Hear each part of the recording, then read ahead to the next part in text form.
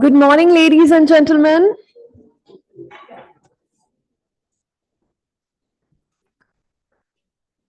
Okay, so first of all, I apologize for the delay. I'm so sorry that we are starting too late, but I hope you guys have taken your refreshment. So, on that note, let's start with today's day two with LexTalk World Global Legal and IP Conference. Our day has already started off with the registration process, following which we will embark upon a set of insight panel discussion sessions, case study presentation, keynote speeches by industry leaders, and networking opportunities. Finally, the day will also see its final conclusion with the distribution of the Lex Falcon Global Awards. So stay tuned and fasten yourself to witness some interesting sessions of the conference. So without any delay, let's start with our first panel discussion session. And we have a topic of technology and access to justice, in which we're going to discuss how technology can bridge the gap between legal services and underserved populations, promoting access to justice and legal empowerment. For that, I would like to call upon stage Mr. Matthew Phillip, who is a CEO at LawCube Technologies and who's a moderator of this panel discussion as well. For that, along with that, I would like to call upon Srividya Sridhar, who's a head of legal, Vivriti Capital Limited. And we have Shujat bin Ali, who's a general counsel and chief compliance officer at Reese Sustainability Limited. With that, we have Stellan Muthuswamy, who's a CEO at Ayutham Consulting. Let's have a big round of applause, guys.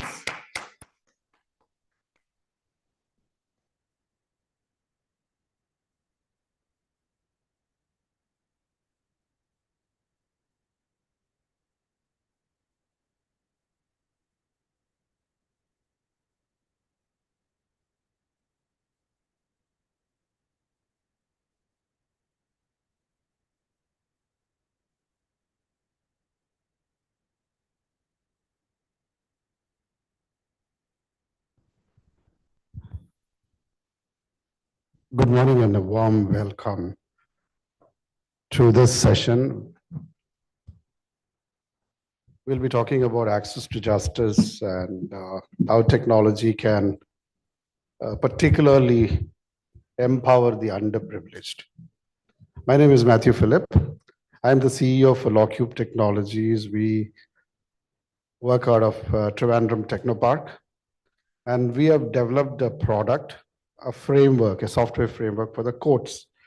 And we look at the judicial ecosystem as a whole. When we say judicial ecosystem, it's all about court we see as the central fulcrum of the judicial ecosystem, courts countrywide, starting from Supreme Court and downward. And then all the outside entities, part of the judicial ecosystems, parties, lawyers who represent the parties. Then we have the law departments, AG offices, tribunals, all types of entities around. And today we are talking about bringing them all together. And thank you very much for coming by. And I have with me Srividya, who is part of the panel, and also Stalin. And we would be interactively discussing, because yesterday evening only I was given to understand that I am moderating. So I'm more comfortable to talk about the systems, but anyway, we'll give it a try. So Today, we'll start with access to justice. And Srividya, you were talking about some of the areas that directly addresses, the access to justice issue. Can you just elaborate on that? Hi. Hello. I'm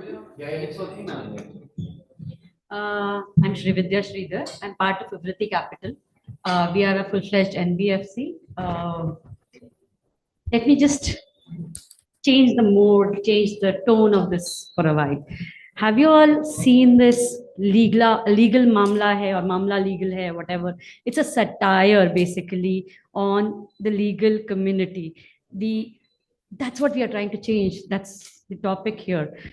We have a lot of lawyers here. We have the community here, but are we able to reach the right segment? Are we able to give justice to the people who actually require justice, or are we able to build in platforms which actually reaches the common man?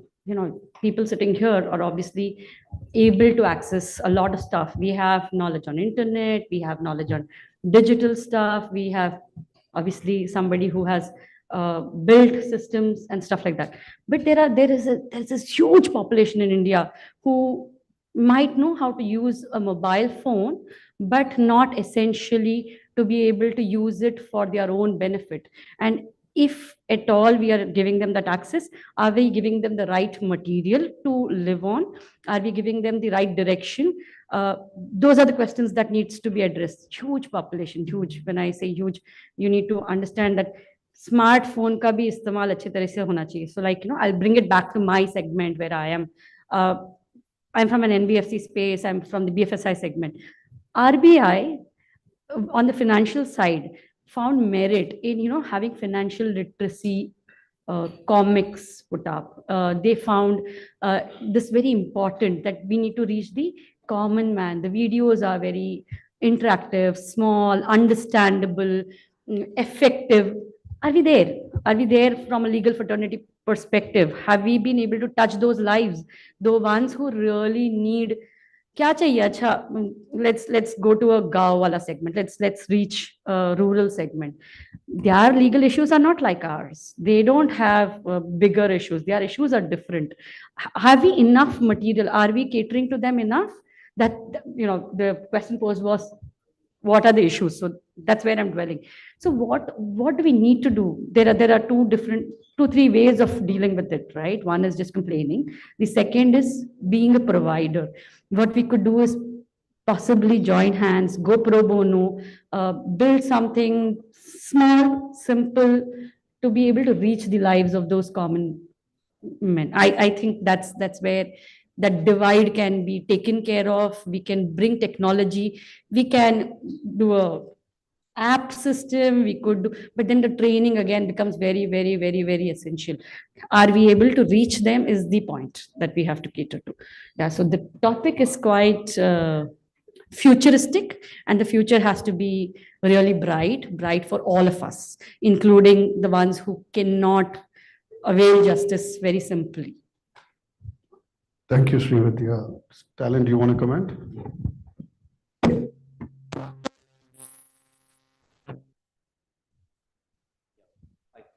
So, with what ma'am was saying and the intro sir gave, see, actually, the topic speaks about who's underserved. Okay, fine. So, when it comes with usually the underserved or underprivileged, there is a possibility of giving a classification. For instance, when we speak about growth and development, we can easily quote who is underserved or who is underprivileged. But when it comes with legal domain, there is a very important question: who is underserved? And most of the time, I end with an answer that everyone are underserved at some point of time when it comes with legal. So, someone in a very proficient manner, well said, okay, fine, financially capable, all with all the capacity building, okay, fine, knowledge wise. Again, there is some sort of instances where that person goes underserved when it comes with legal space. So we need a clarity on this. So despite what sort of background they are from, so what sort of educational stuffs they have, most of the times this underserved is everywhere. Most of the times we are facing this issue, something which I see to it actually. So tech as a space. Basically, I'm from a management consultant side. So we are into this for a longer time, and where we ended ourselves with a consulting to a legal space. Lawyers again. If you take the curriculum of law, okay, even now, I could see that is more and more again into law, which has to be. But when we are speaking about the tech space to intervene, how how are we equipping the lawyers to that? Okay, fine. We call it as change management. I guess like people should be aware of it. I see that is something very crucial when it comes with tech service making products. There are many people now with legal tech space entering. But again, courts are empowering themselves. Judiciary is empowering. Okay, fine. DOJ is empowering themselves. But I see a vacuum again with individual advocates. Okay, fine. How good this space is going to be occupied. If you take Supreme Court, I think their first e-court committee was somewhere in 2004. There have been two phases, phase one, phase two, and now they are into phase three from last year, I guess. And the ecosystem is also very receptive. They are clearly understanding that tech has to, uh, play a major role. Now the SUVAS, okay, when there are a number of, applications that come into this national judicial data grid, I guess. SUVAS is like translating all the judgments into the regional languages, and the courts are having their own rate of progress in that. Uh, when it comes here again, okay, when everyone is trying to empower into the legal space, so where do the advocates fit here? So what are the attempts being put in as an individual advocate or a law student? Even now I was interacting. So whenever I speak to an individual advocate, we are coming up with this, I won't call it as a fancy term, but whatever tech things comes in, it has an AI tag today, a blockchain tag today. Okay, fine. So when the basic itself is missing, okay, fine. How do we are going to fit into the into execution is what I'm a bit curious. See, from our experience of interacting with the courts, who are the primary owner of the case management in a country, it is the courts who provide justice. And there is quite a bit of systems already in India. India is one of the most automated countries now because our the resources that we have. But we also work on legacy systems, we call it, the old systems, the old type of systems. And it is not easy to roll out information seamlessly across a country out of a legacy system, but the NIC, which is the body that drives the projects here in the Supreme Court, they've done a commendable job of getting data in one platform. The jail data, the police data, the court data, the courts at all levels, the higher courts and the subordinate courts, so all of it they have brought together. Now, the Department of Justice in India is quite keen to educate people, bring awareness across the society. I was also thinking of bringing up areas of opportunities for lawyers. Because, the opportunity area that you look at is primarily litigations or arbitrations or settlements. These are the areas that you would look at. Today, there is lots of opportunity to work along with the Department of Justice and start looking at various forms of services as lawyers, which we won't be able to give. When it comes to awareness, as Srividya was saying, create applications or content which is legal content made relevant to common man. Access to justice is also underprivileged is one area, but lack of awareness is there anywhere. In fact, I used to live in Dubai, and when I had a corporate case here, some of the things that the lawyers were saying it was not relevant to the case which I had in the corporate litigations. Many of the things I researched and found out. So it's important that lawyers understand the fact that, like in a country like UAE, in Dubai, self-litigation is something that we do. And our system is being used there, self-litigation included. So that's also a threat to you, threat to your practice sometimes, isn't it? So I would recommend lawyers to really understand the technology opportunities and also look a little bit different into opportunities that you can use to leverage your practice, like bringing awareness, creating content. That in turn will definitely give you a lot of work. Maybe not in a traditional way.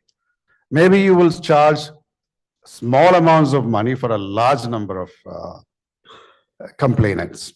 I'm not using the word litigants, complainants. And the court also has this problem of pendency. India is very surprising, right? We are looking to build our product majorly in India because we want the volumes. We want the big volumes to route through our system to prove that it is all like Dubai. We manage 30,000 cases. Like a state, some of them will have 10 lakh cases. So we want to understand the sturdiness of the case. This is the volume we are talking about. And if you have a practice which is focusing the underprivileged and areas of uneducated segment, you can create a lot of opportunities around that, where you can look at mass settlements. I think the court has a process where, similar cases, they will settle it one go. And courts are definitely, I know the Supreme Court and every court, they're working towards lawyers who will come and get into these areas. And people like us with technology, we can facilitate it. It's primarily with the technology available today in the palm of your hand with a mobile device. You can do 100 things otherwise you would have done many, many weeks. You can do it in a day or two. But you need to understand the opportunity around that. And then that will translate into justice for the people you're talking about. Education, I'm talking about education of the masses. And the DOJ has got budgets to pay you for that. They asked me, do you want to do it? I said, no, that's not my area. But I can definitely give you leads to that. Initially, it could be a little bit of work. Then you can create content. Once you create content, right, it just goes all around the place. And then you can charge for that content. And today, the digital lawyer is slowly coming in. I'm sure the audience are aware of it. All of it, once it grows, can be contributing to improve access to justice. So education is fundamental. Is there anything that you need to add on to that? So yeah, I was just, so we spoke about the negatives. Let's speak about the positives as well. A lot has been done across the world with regards to technology being bought or being integrated into the ecosystem. So I was just reading up, in California, Do Not Pay is an organization which brought in the first robotic lawyer. We call it robotic lawyer for the sake of it, but yeah. So the lawyer was supposed to argue. The court said, no, this doesn't work. You can't go ahead. But Do Not Pay went a little ahead, and it built systems to be able to work on eliminating the court process itself, if possible, where they prune medical related issues. So jo bhi legal issues hai related to the medical bills, to the there were 2-3 topics that they picked up and they started working around. So what happens is the person gets justice faster. He doesn't need to wait for the court as a forum. Similarly, in India, ODR has seen a lot of traction. Most of the online, for at least for the financial sector, I would rather go for an ODR mechanism in a retail space rather than going for a full-fledged arbitration. So yeah, so in India, I think there has been, like he was saying, there has been a lot which has been done, but there is scope to do a lot more. And I appreciate the fact that he has leads to get us budgets to be able to penetrate and bring technology and content to the common man to be able to deal with these issues. That's my thought. If you have anything else. Yeah, the fact is actually, I'm from Tamil Nadu. The recent government and the Chief Justice as well. See, everyone is into the same mindset. They are ready. As Sir quoted, the budget is there. I'll quote you an example. My mentor as well as senior is a state PP right now at Tamil Nadu. I used to go there often, and from day one, when he was into the chair, he was very clear. He wanted to bring some sort of tech interventions to make things seamless. So I'm getting into it. Our team is into there. We are doing the basic research. The process here, the lawyer should be aware how the criminal system works on. Once the litigant comes, your case will be numbered. If you take Tamil Nadu, it's like a perimeter of the Chennai capital. The longest trip will be around 700 kilometers down the line. We have around 1,000 police stations across the state. Okay. And already, you know how the police system is. They are actually tired. Okay, fine. We don't have the enough resources. We have law and order and other things to be taken care. But minimum per day, 300 to 350, even 500 policemen has to come here to the PP office to give the facts of that particular case. This is happening day to day. Okay. And imagine a person traveling some 300 to 500 kilometers on average every day, the cost of the same. Okay. And the other matters to it. If the another thing, who will be taking care of it in the particular jurisdiction. This is something which can be replaced with a simple ticket creation system. But us again, it's like the change management resistance. Okay, when from the police side as well as from the judicial side, but the department, the state PP as well as the court, everyone is ready to do it. So that is where I started with. Okay, fine. So how we are going to equip our people who are going to use that? So that is where I see a very important focus has to go on. Tech, yes, that will do its work. Okay, fine. How we are going to put in place and execute it?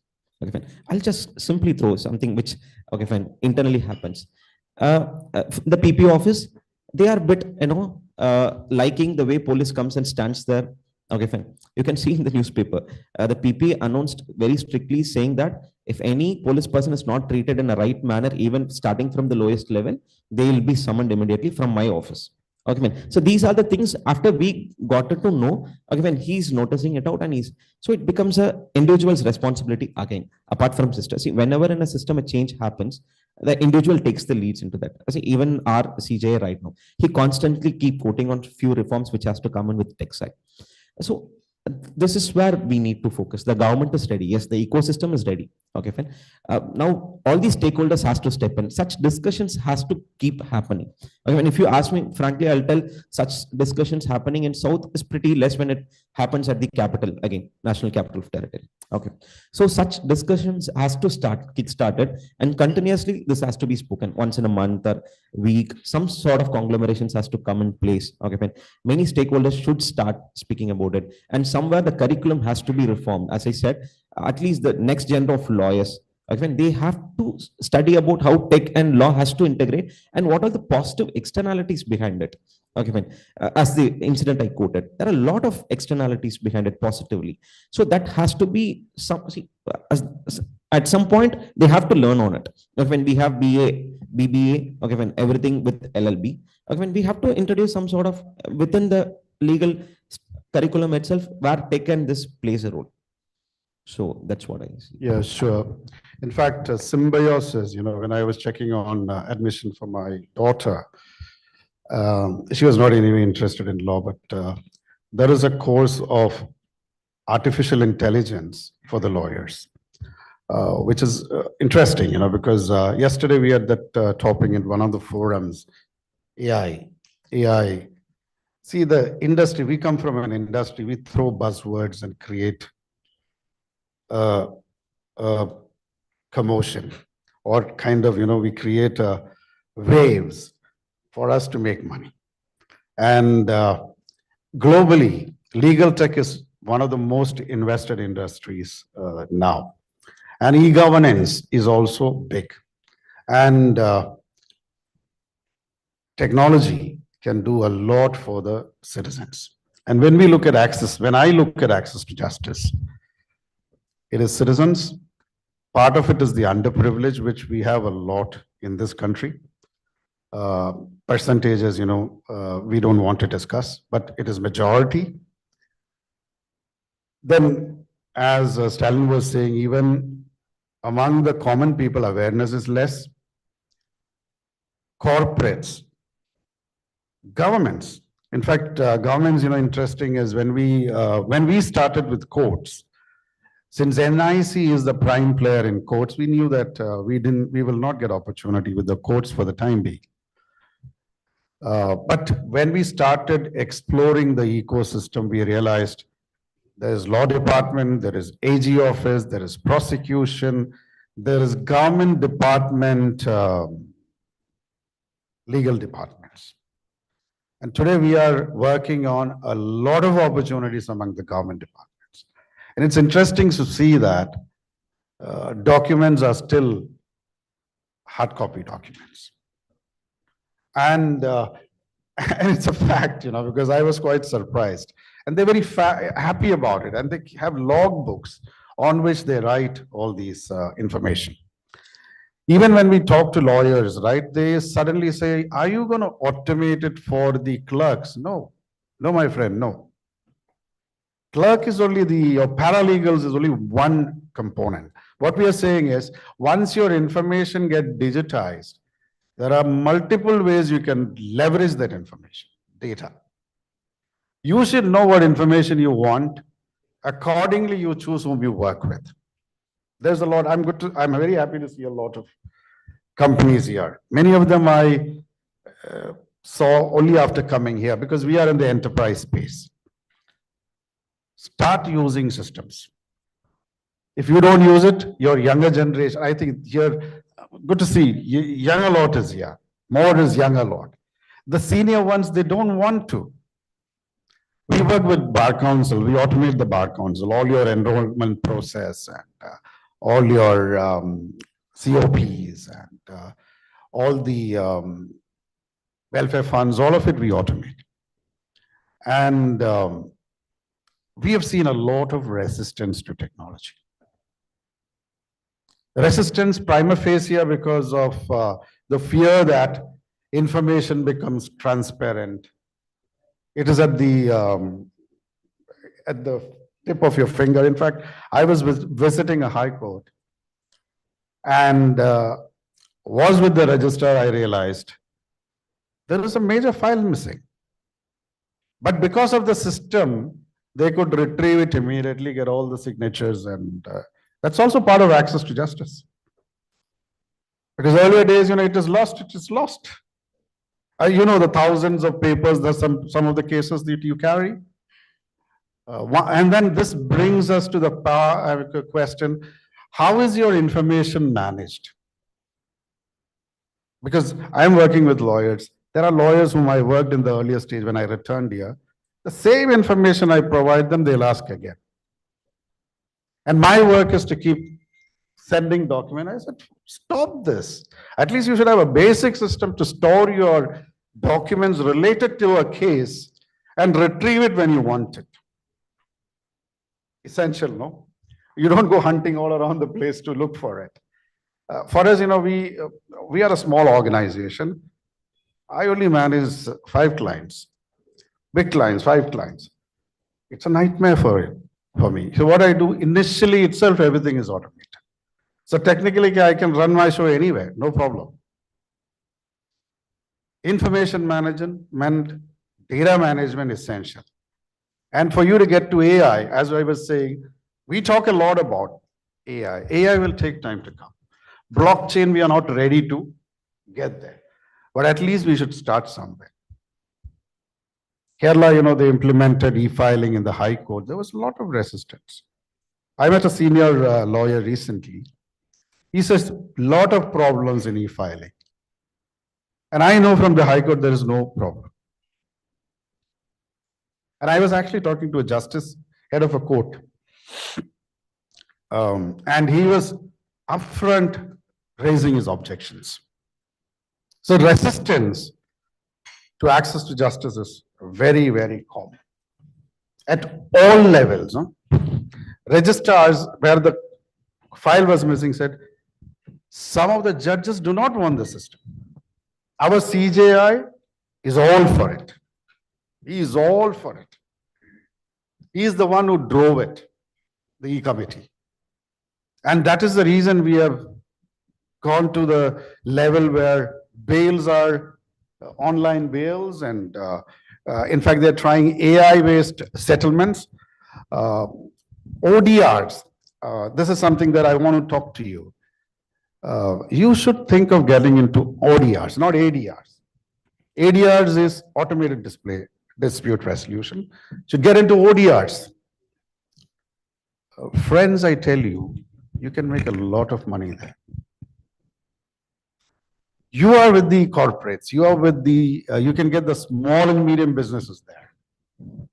And once you work with courts or wherever, you can actually arbitration, even before arbitration, you can make your money through mediation. But those should be there accessible. You should get people to come and file with you online. Your work you get 1 or 2 people to run it. That's it. And there are some companies who are doing it very successfully. I cannot recollect some of the names, but get into it. If you don't get in, we will get. We don't want to get into your space. But that will create a lot of traction for you. In this session, I want to more talk about how this will benefit the lawyer community, because you have come here for that. There has to be a balance. And this also brings me to the topic of cost of justice. Why tax 2 or 3 or 5 clients for your revenue? Instead, look at more people. Use technology effectively and earn in large volumes, like the online marketplaces and all your Flipkarts and all that. I think there is a lot of opportunity, and cost of justice is extremely important. Make it economical for the clients. Not saying go down low, but if you go volume to some of these segments, you're also doing a good, big favor to the country. And also, you are doing great work for yourself. Srividya, you have a comment on that? So cost of justice is twofold. One is the monetary cost. The other, you just said we have not adapted as yet, and we are showing resistance. That's because my data sitting in the courtroom, though in physical form today, is not subject to as much as data leak as it would be on a technological platform. So are technology actually built well enough to ensure that they are aligned to the data privacy laws?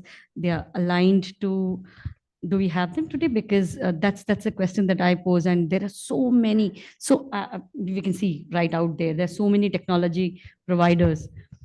Are they all aligned? Are there common switches? Am I able to get my access at one touch? Am I required to integrate with multiple players on different technology platforms? Is it making my life easier or difficult? That is the reason why we have not been able to penetrate and help the what was the topic? Underprivileged, underserved class.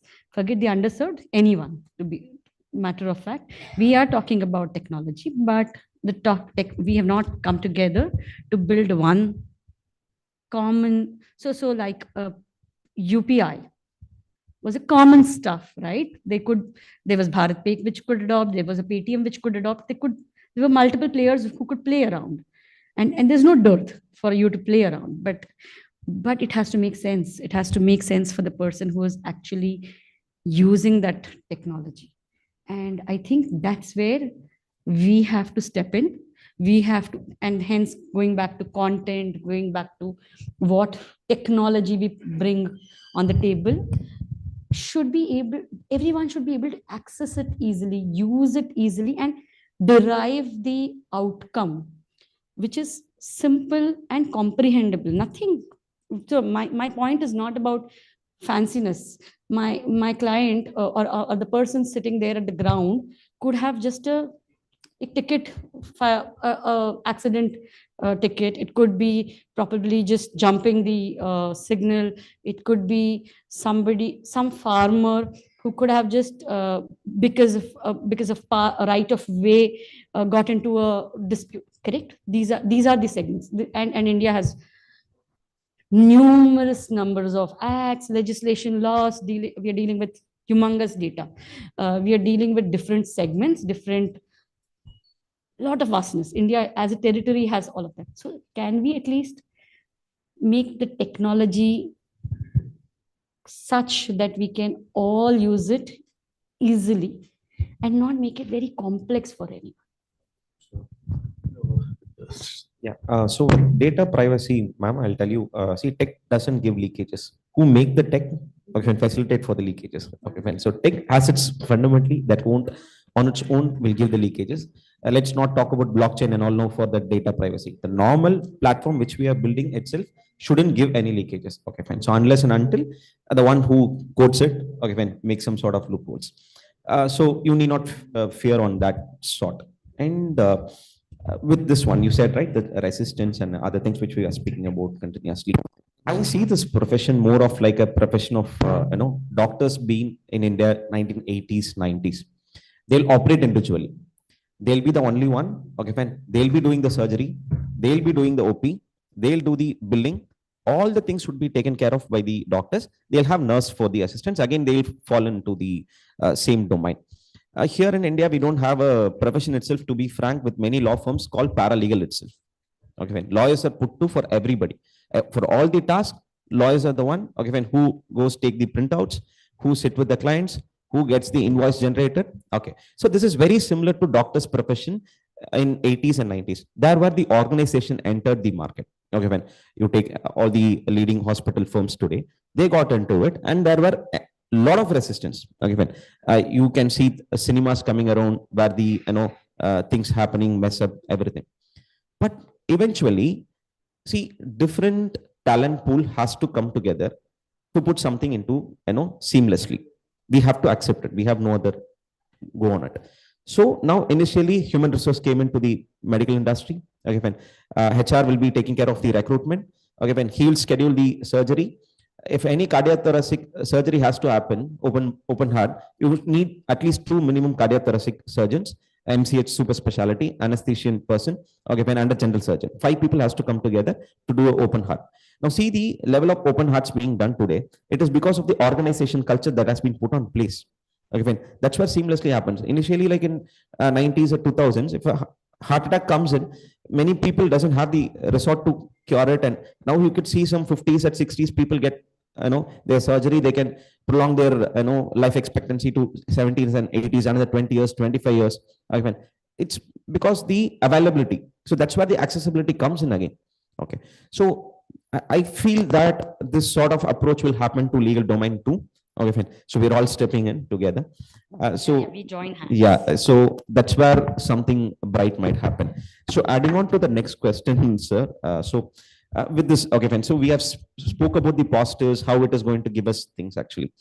Now there are certain tools across the world. If you take US, there is a tool called Compass. Okay, fine. So what it is actually adding to it is they are utilizing it to sentencing as well as like parole for other decision makings. They are utilizing that tools. But on a research, they found out that it has again a racial discrimination behind it. There is false positives for black people and false negatives for white. Okay, and multi-facet culture like a country like India. So again, these are the things again, adding that resist, instigating the resistance for adapting it and other things.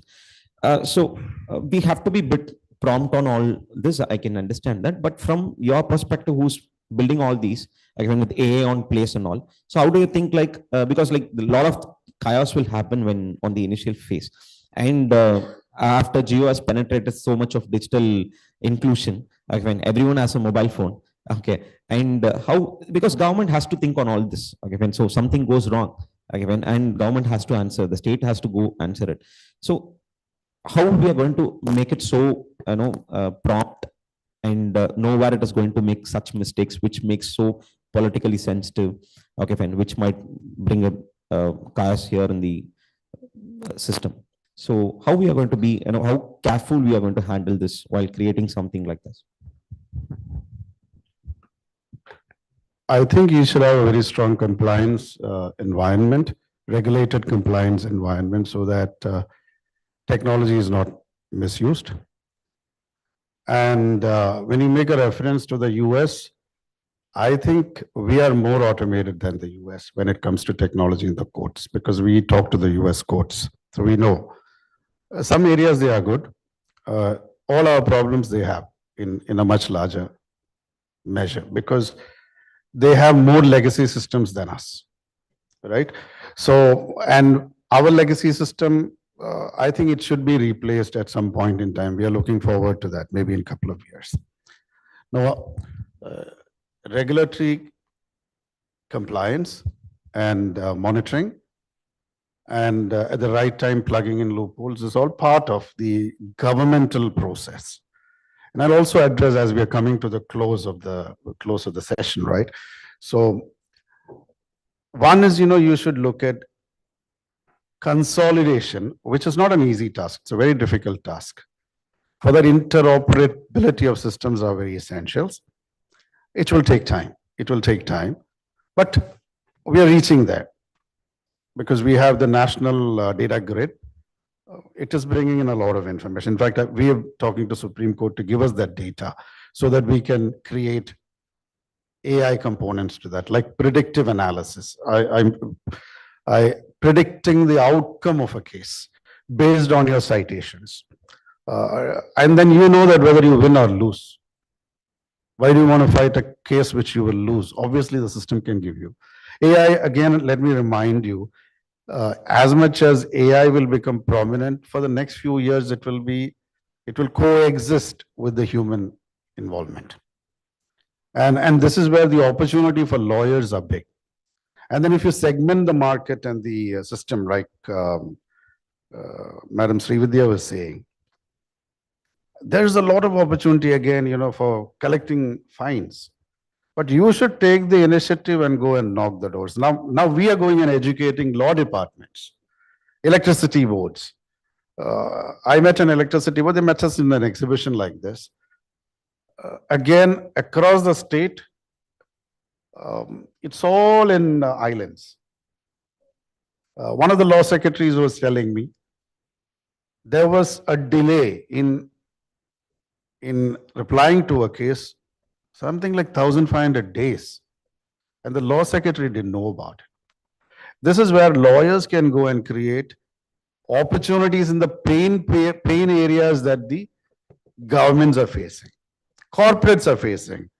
One of the friends of mine met now from a bank said,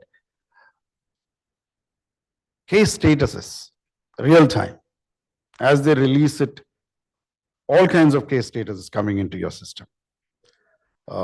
Going and looking at opportunities in these segments we were talking about. Somebody has to go and talk to them. It may not be easy initially, but 4 or 5 of you will do in one state, it can be replicated everywhere. They're always looking for forerunners. And as much as you would understand, maybe I wouldn't understand. But today, of course, from a system perspective, we analyze pain areas thoroughly. Then only, we develop our systems. So when it comes to the trust in the system you can trust. Today, technology is so advanced. It's not easy to leak into these systems that we built. It's absolutely secure. As when they made the Dreamliner aircraft, it runs on 2 engines. And I was part of a forum where one of the Boeing senior official was talking to cross over the Atlantic. Usually, I prefer to fly on a 747 or A380 with 4 engines. But When you do it with two engines, the risk is high. But the guy was saying the risk is the percentage of chance probability of for you to have a crash is 99.99999. So that's the precision to which they build the systems. Today, technology is there. Technology is secure. We use some of the best technologies in the world. There's one problem with all the GDPR compliance and all that you're talking about. Ethics has to be followed by the people who are using the technology. Simple. I think technology is there, but the one who is using the system should be ethical, which is something we have lost. So with this, we conclude the session. I want to just wrap it up and say access to technology, access to justice involves the whole ecosystem where lawyers have a critical role to play in educating the people and giving them cost-effective systems in the segments, different segments of the society. That doesn't mean that it's only for the underprivileged, it can be used for all types of people. You can find your own segment of operation, use technology is there. But when it comes to advanced AI and all that, it will take a little more time to mature. But when you start, you can start using in your areas and the data is there, some of this technology can become useful. There's a lot to talk about, and we close here. If you have any questions, we will take it for the next 4 minutes.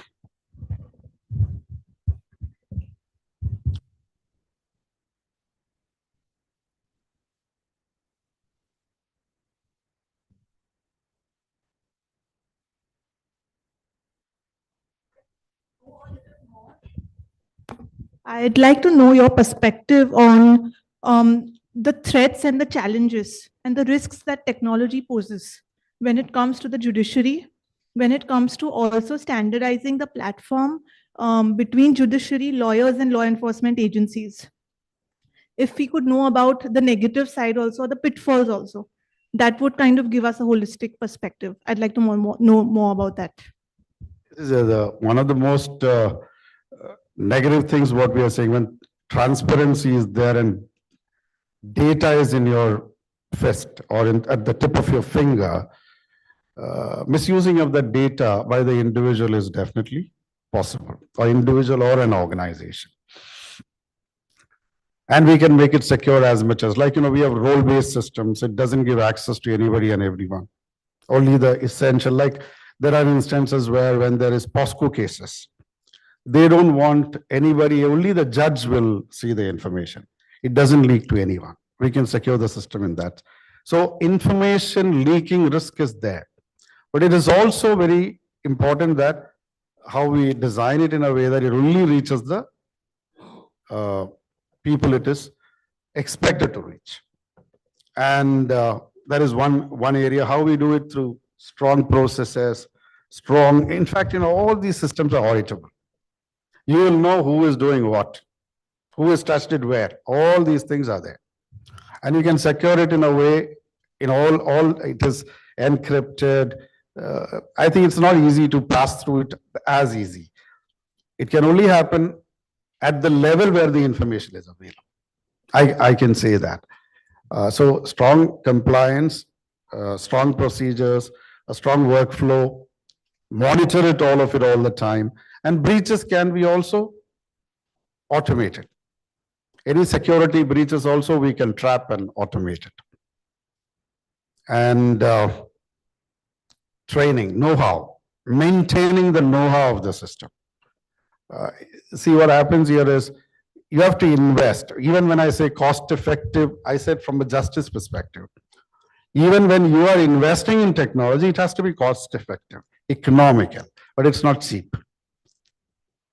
Technology doesn't come cheap.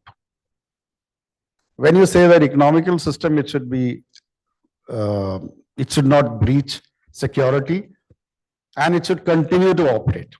Because once you are in technology, you need to have it. You cannot have a situation that it stops. So continuity planning and all those components come in. So know-how, maintaining of the system is very important. Otherwise, I think, yeah, I think, is there somebody who can add to that? Yeah.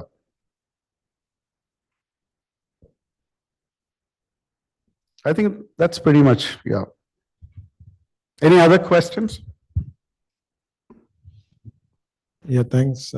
This is a perfect blend of what you call from an industry and from what you call a technological platform runners. So, how said Herr Kori, my question is, how far we feel that there is a requirement for a global regulation to regulate this kind of cyber frauds? Means across world, GDPR is there, DPDP Act is there, but all are not common, similar. A synchronization of regulations, how far is required in your view? Means the globally cybercrime is on the increasing side. When we talk about COVID has given me what you call, Madam Vidya was telling about UPI. UPI, it got popularity during COVID. Even the vendors of coconut, means tender coconut, whatever, whomsoever is doing this juta polishing, they are also using UPI. But it has accounted for, I think, more than 50% of the cyber frauds. It's not that I'm not discouraging, but my observation is that when we are enablers, we Indians, sorry to say this, it's not to anybody, we invent loopholes in the regulations and do kind of frauds. So in your view, my question is there any need for a global regulation or a synchronized regulations across world, given that cyber fraud can happen anywhere in the world, sitting at a extreme corner of a world, you can perform any kind of frauds? Sure. I think already in India, there are cyber cells across the country. And we had an opportunity to work with the police department in Kerala. And I was quite impressed. Immediately in a day or two, in fact, coming from a bank, right? A bank and all of them is interconnected. And in fact, I was not aware of it, even being in this practice. They respond quite quickly. Every country, like say example, Dubai. In fact, if you have any issue on the cyber, if you go through the embassy, they plug it quite quickly. But when it comes to interconnected systems on a global scale, it is not there. I'm sure it will come to that, and which is what is needed so that people are more apprehensive to commit crimes. So our time is up. We can talk when we meet outside. Thank you very much for your audience. Good afternoon. Definitely, and thank you so much to all of you. I definitely agree the information which you shared with us will definitely help not just this forum, but the people who are sitting outside and watching your live conference will definitely help them. Thank you so much. Okay. On that note, let's start with second panel discussion session where we will going to discuss about the topic of robotic process automation for legal operations and exploring how RPA can automate routine legal tasks, document review and compliance process to improve efficiency and reduce human error. For that, I would like to call upon on stage Ms. Ambika Pratyush, who's a contracts head at Renew, and she's the moderator of this panel discussion. And with that, we have Sonal Sharma, who's a vice president, legal and commercial at HCL Technologies Limited. Next, we have Srividya Sridhar, of course, the same lady who's the head of legal, Vivitri Capital Limited. And with that, we have Kapil Joshi, who's a co-founder and director of business development at Legal Book. So let's give a big round of applause to all of them.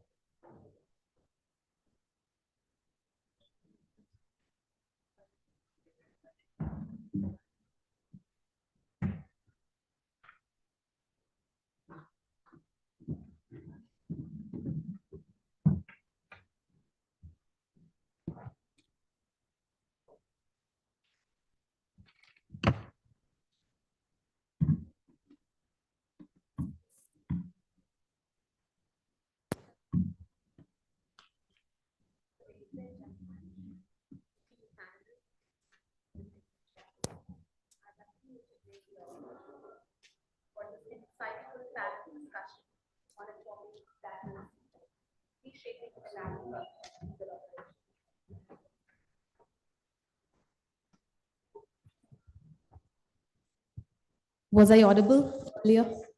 All right, thank you. The topic for today is robotic process automation within legal operations.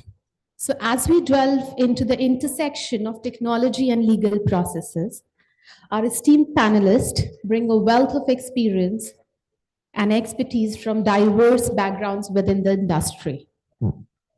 I don't see much energy in the room, but I think people are not even caffeinated. So let's just bring in some robotic energy in the room and just make this session a little more livelier. I'm sure like listening to many sessions, it just, makes you go in a little dull mode, but we'll try to do as much as we can to make it more fun. Now, just imagine, before we start envisioning metal minions taking over the world, let's just talk about a little more friendlier robots, which are made of codes, algorithms. Basically, let's just talk about the mysteries of robotic process automation, as I like to call it, the superhero of mundane tasks, right? So basically, now picture a scenario. RPA, robotic process automation, isn't picky. It plays very nicely with every industry on the block, whether it's healthcare, finance, legal, you talk about it. So what really matters is, because of these automation processes, we human beings, we are left to do what we do the best. When the mundane task has been taken care by some automated, some robots, which is much more friendlier to use. So before we proceed, I would like to set the stage by acknowledging the evolving nature of legal operations and the pivotal role the technology plays in driving efficiencies. Now, without further ado, let's just turn our attention to our distinguished panelists who will guide us through the nuances of RPA implementation in legal operations. Would request the panelists to introduce themselves briefly, and then we can start with the session. Kapil. Hello, everyone. So my name is Kapil Joshi. I'm co-founder at Legal Book. I'm an attorney myself with experience in consulting and in-house, and now I'm heading a business at a product development company. That's about it. Looking forward to engaging with a wonderful panel. Thanks, Kapil. Hi, everyone. Good afternoon. I'm Sonal Sharma. I am Vice President, Legal and Commercial for HCL Technologies. I'm a 23-year in legal profession with expertise in IT and pharma domain. So look forward to, again, have a meaningful conversation. Had a very interesting session. We've observed that morning regarding AI and the legal process automation. So this is, again, an added one to it. It might sound like a stretch, but it's the need of the hour for all of us. So very interesting indeed. Thank you, Sonu. Hi, I'm Shrividya. Repeat introduction for some. Sorry about that. I'm part of Vivriti Capital. I head the legal department there. I have been into the BFSI segment for approx 17 and odd years now. That's my main domain area. So looking forward to a interesting discussion, going a little ahead from the last topic, surely, which was more based on technology. Yeah, I did point out a lot of negatives, but yeah, we'll give it a positive spin as well. We'll see how we can take it forward. Sure, thank you so much, panelists, for the introduction. So our first talking point revolves around the implementation of robotic process automation within legal operations. So I would request couple, can you please share your insights into the implementation of robotic process automation within legal operations? Also, how has RPA been perceived in the legal industry, considering it is often viewed as a cost center for most of the organizations? Are there specific challenges or successes that you may have encountered? You may want to shed light on that as well. Thank you. Three questions rolled into one. But at the outset, I would like to clarify that RPA is not a magic wand that, overnight you will see efficiencies and fast track operations, legal operations. The role of the legal counsel is very critical, even during the pre-implementation and the post-implementations of RPAs. The legal teams and the legal counsel need to spend time to create SOPs and actually execute those SOPs, not just with the legal teams, but other functional teams like sales teams, purchases teams. They need to sit together and have a continuous dialogue of the workflow automation that they desire to implement through RPAs. And trust me, it's a great opportunity for legal counsels and legal teams with RPAs and AI tools made available to them to harness it and really change the old notion that the legal department is a cost center, so that they can proactively use it to bring in data-driven outcomes, which will help them to become profit centers. And I would just like to quote an example. I mean, there are two pharma companies I have seen, I cannot name them, very known in the market. Both of them in the similar time span implemented workflow automations and CLMs and data analytics in their organizations. One failed and one succeeded. The one who failed primarily because the SOPs that were devised, they were not really discussed with the functional teams. And also there was a lot of focus on the initiation to execution cycle.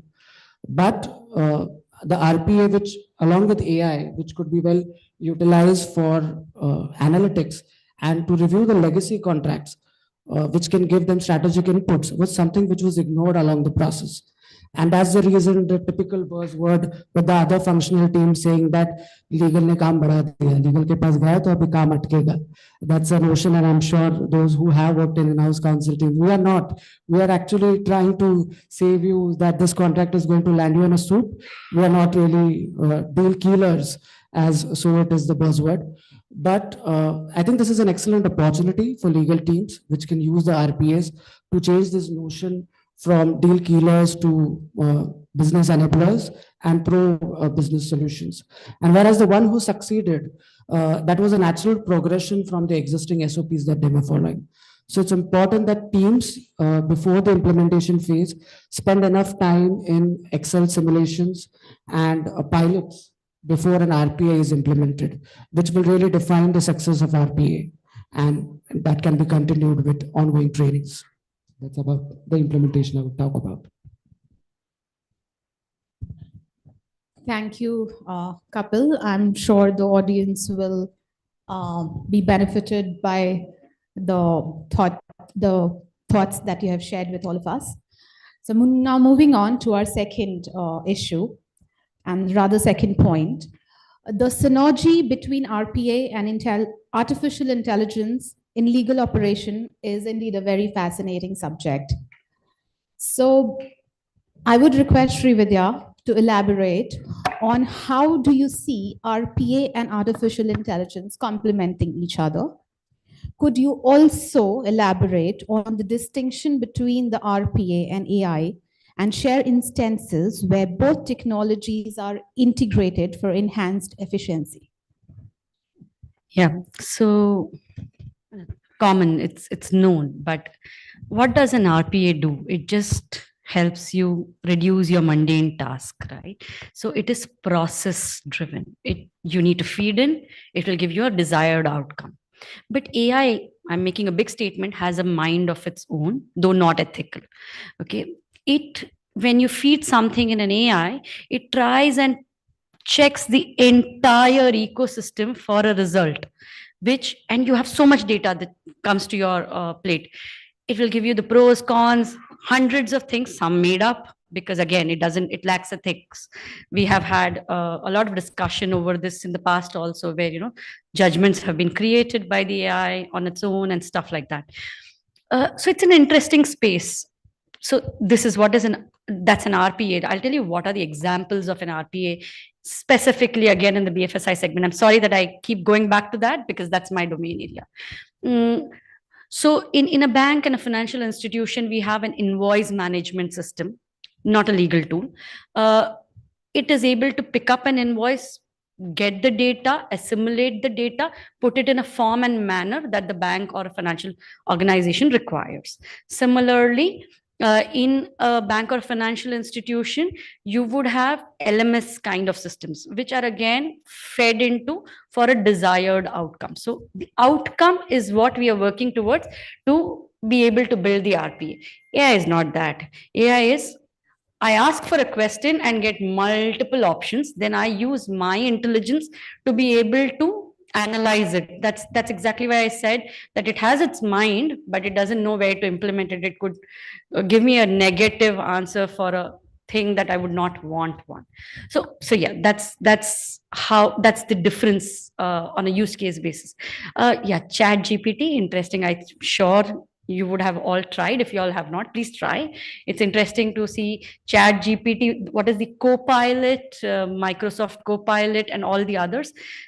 These AI tools surely make our lives a little simpler in the sense it is able to record a Teams meeting, monetize a Teams meeting for you real time. It helps you with presentations quick and fast. Now, all of this is not legal. Okay, all that I spoke has no legal relevance, but it helps in better delivery of your work, because as a legal team you are required to give presentations. As a legal team you are required to have a minute for your meetings. As a legal team you are looking for information, and out there you key in and you have that plethora of information which you would need to then cross verify, check. I keep coming back to cross verification and checking because I don't believe AI has the ability to determine what is right and wrong. So that's the difference. What was the next part of the question? I'm so sorry. I'm just No worries. Could you elaborate on the distinction, this part you have covered, Yeah. and share instances where both technologies are integrated for enhanced efficiency? Yeah. So Kapil took me through his own portal once, and it was quite interesting, to be honest. So it is a contract management system that they have built. As in-house lawyer, we surely also look at contract management as a big aspect. I just need a space to be able to store my document and it to give me a desired result of saying effectiveness kab khatam ho raha hai, arbitration provision hai, jurisdiction kya hai, etc., etc. But Kapil's system, it seems, does a little more. He says that it also allows the system to tell me that, oh, this is the clause that you should have ideally had in your document because your past document had it. One, that is an analysis it does. Second is, in the world, those guys who are entering into similar contracts also have similar clauses. So you can please look at it. Further, the artificial intelligence, it seems, has an ability to map the user style of writing. Now, this is all interesting for me. I'm not a user. Okay, I'm not promoting his brand. It is just that I was intrigued by what the system throws out. So it has an ability to give me my own style of contract drafting, contract, the way I would look at it and stuff like that. So that's one use case that and just not him, but multiple providers in the market are offering this. The other, I was just speaking to Matthew a while ago, they have systems which integrate with the court. So today, while it might have been automated for the court part of it, it will have an ability in future to be able to say, oh, these judgments would have this desired outcome or an X outcome, which he spoke about last year. So if the judgment is not going to be in my favor, I might want to look at a different course of action that I would want to take. I'm not saying I would give up, but I could take a different course of action. So that's how I think AI and RPA are, actually helping us as lawyers, in-house lawyers. I'm sure you'll have lots to speak about external law firms, but yeah. much, Srividya. I just, again, a follow-up question to that. I just want to zoom in a little bit more. Can you just tell, by explaining with the help of a couple of examples, like wherein RPA has shown notable impact or areas where you have seen challenges? Sure. So yeah, it reduces time, it brings in efficiency. I just told you an invoice management system. When I say invoice, it doesn't mean the invoices I'm billing somebody. We have a product called invoice discounting, right? So the details of the invoice, a trade finance product, all of these have very important. The invoice is the most important component. The insurance linked to it becomes important. So all those aspects, if a system is able to track, the RPA plays a major role in our lives. Now, coming back to what is the challenge in an RPA, like Kapil just elaborated, me being able to give the right direction, right uh, outcome, bringing out what is my desired outcome, aligning with the multiple business teams, because it's not working in silos. None of these systems, legal team ne bola to chada do types, doesn't work. I'll need to tie up with every single stakeholder in the organization to be able to derive that outcome. And I need to align with all of those guys. It's not an individualistic game. It's a game of an organization. So that's a bigger challenge. Training, I believe, because again, an ex function may know how to use it, but the person who's actually at the ground may not know how to use it. So that also becomes a challenge. I think these are things that come to my mind offhand. They were. Just to add what Srividya Yeah, sure. just explained, I mean, and as lawyers and legal teams, you must be reviewing lot many products coming in. You need to understand there are three ways to look at it. And unfortunately, now we have abused the word. I very consciously say that we have abused AI so much now that everything is AI. AI in a car, AI in a mixer, AI in everything. But we need to bucket these things that one is RPA, which is the workflow automations.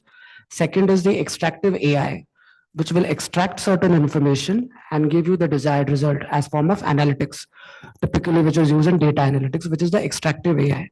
And the third form of technology is generative AI, which is actually giving you the responses, like Srividya explained, that it will read the entire data that is feed in and give you specific responses and suggestions, which is the generative AI.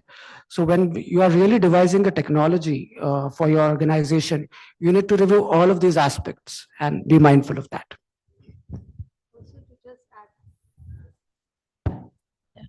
To add what Karthik and Srividya said, that as he rightly said, that not everything is AI.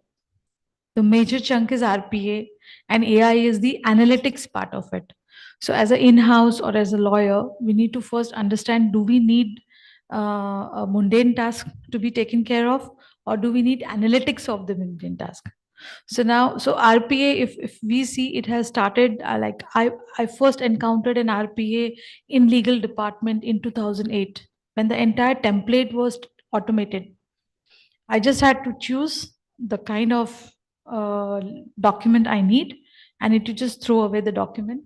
We just had to key in the name, and then even the signatures were automated. It will show us a key. The key will give the name, of the key was tagged to a specific lawyer, so it would always set up a record that this key means this lawyer has worked in the system, and it was just produced to be signed by both the party. Most of the product companies did it. So, but that never needed an AI. So for a cost benefit analysis, we first, as a lawyer, has a responsibility to understand what is exactly our need. Understand the technology. So we will have to educate ourselves first on the technological aspect and then understand the need. Practitioners, in-house counsel, we need to identify our needs, and once only we identify our needs, we shall move ahead with what exactly are requirements. Okay, taking a cue from that, Sonam, again, this question is to you. Let's just give us some insights into the global adoption of RPA in legal operations, basically highlighting the unique trends and approaches. How do implementations and successes of RPA in legal operations differ between India and other parts of the world? Thanks. So it's a big topic for me, and it's one of my favorite topic. So I'll start. So first RPA implementation I experienced myself was in 2008. I was the general counsel for a product company, and they had automated the entire template. There was no scope for any lawyer across worldwide to draft an agreement. There was an agreement which was there in the system. It was one stop shop. That was the name of the system. So you just choose the category. It had services, it had licenses, it has maintenance, it had amendments, and everything was thought about. There was a think tank in 2000, so 2008 is when I became general counsel there, but it was much before implemented. There was a think tank who thought about every possible scenario and got a template ready, and that template was standardized. But again, it came from US. So the trends have started outside India, and now India is one of the leading economy in the world. So the trends are very much there in India. India is much more automated now as compared to other countries. But going back to the fundamentals, do we know our need? Because we meet a lot of service providers, we understand that all of us are aspiring to get automated. I mean, say as a general counsel, as a legal head, the first thing that comes to me from my management is automate everything, every aspect. Fair enough, we will automate. But what do we need to get out of it? Do we need analytics? Do we just need an RPA? And that's where the thin line of difference is. And that's where the lot of awareness about technology is needed. So we are a global organization. We all have a global exposure. Even if we are a company, a startup in India, we have a global exposure because our customer would be somewhere outside India and we need to cater to them. So trends are coming from outside India. It's a global trend. It is not going to go, it's not like a dot-com boom which will just vanish. It will grow further because now that's a need of the hour. But that's where, when we are having a technology partner, India, abroad, whatever, I think that's where, we first need, as a legal department or a legal lawyer, we first need to coach ourselves or to be aware of the technology. Don't shy away in asking, getting the awareness or a coaching or a training, because the technology firm who's coming to sell their product to you knows the system best, knows the automation best, and they know the technology. So when they describe you, I think it is much more meaningful, and then you understand that what the need be, what is the need and what exactly do we want. It optimizes cost, it optimizes effort, and it gives you the best result as the organization need. If I can ask the next question, sorry. The next question was. I think you've answered all. Oh, great. Thank you. Yeah. So basically, since you talk about the generic aspect of the need, identifying the needs, in your experience, can you just tell us about a best case scenario for the integration of RPA into legal operations? Contract management system. That's one of the best. And I think every company, law firm, everybody needs it or are using it in some form or the other. So if you go by statistics, 65% of the work in legal department is a mundane work. And we hire lawyers and lawyers and lawyers. So this is not going to reduce the demand further. But if we have a system, a contract management system, just one example, because it's the most common example and most popular example. If you have a contract management system which can give you a template, which can create a template for you, reducing down the error chances, and you just have to do a review work. It gives you certain output. It gives you precedents of certain clauses, which you can use for negotiation. It has a playbook aspect in it. I mean, so your job is done. Then you can use your lawyer effectively and meaningfully for doing little more research work, enhancing the system. So to answer your question in two ways. One is the common example is contract management, most popular, and how we can go ahead with it. Yeah. Kapil, would you like to add anything to that? Yeah, I mean, so we covered it well.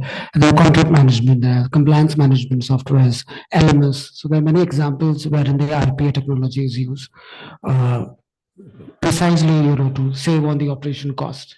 and bring in that much more efficiency. Thank you. Lastly, we turn our gaze into the future. So again, couple to you.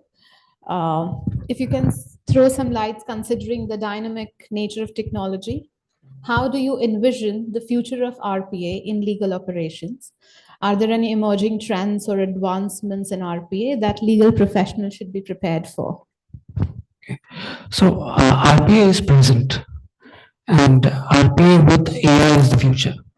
And we realize it much earlier the better, because trust you me, and I have my old friend Chiranjeev sitting in the audience, and he can vouch for it because he comes from the tax domain. I mean, governments are talking with each other interdepartment. They have your data, and they are not working in silos.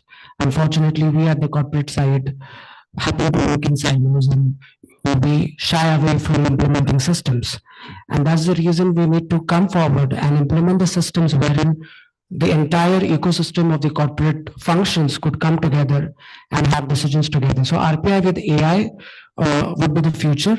And I see, as a legal counsel, I think if I'm being asked, I would like to live in a future where there are multi-language modalities available, and lawyers in India and legal teams can serve the global functions, because we have the talent, and we have, I mean, after US, we have the highest number of practicing advocates.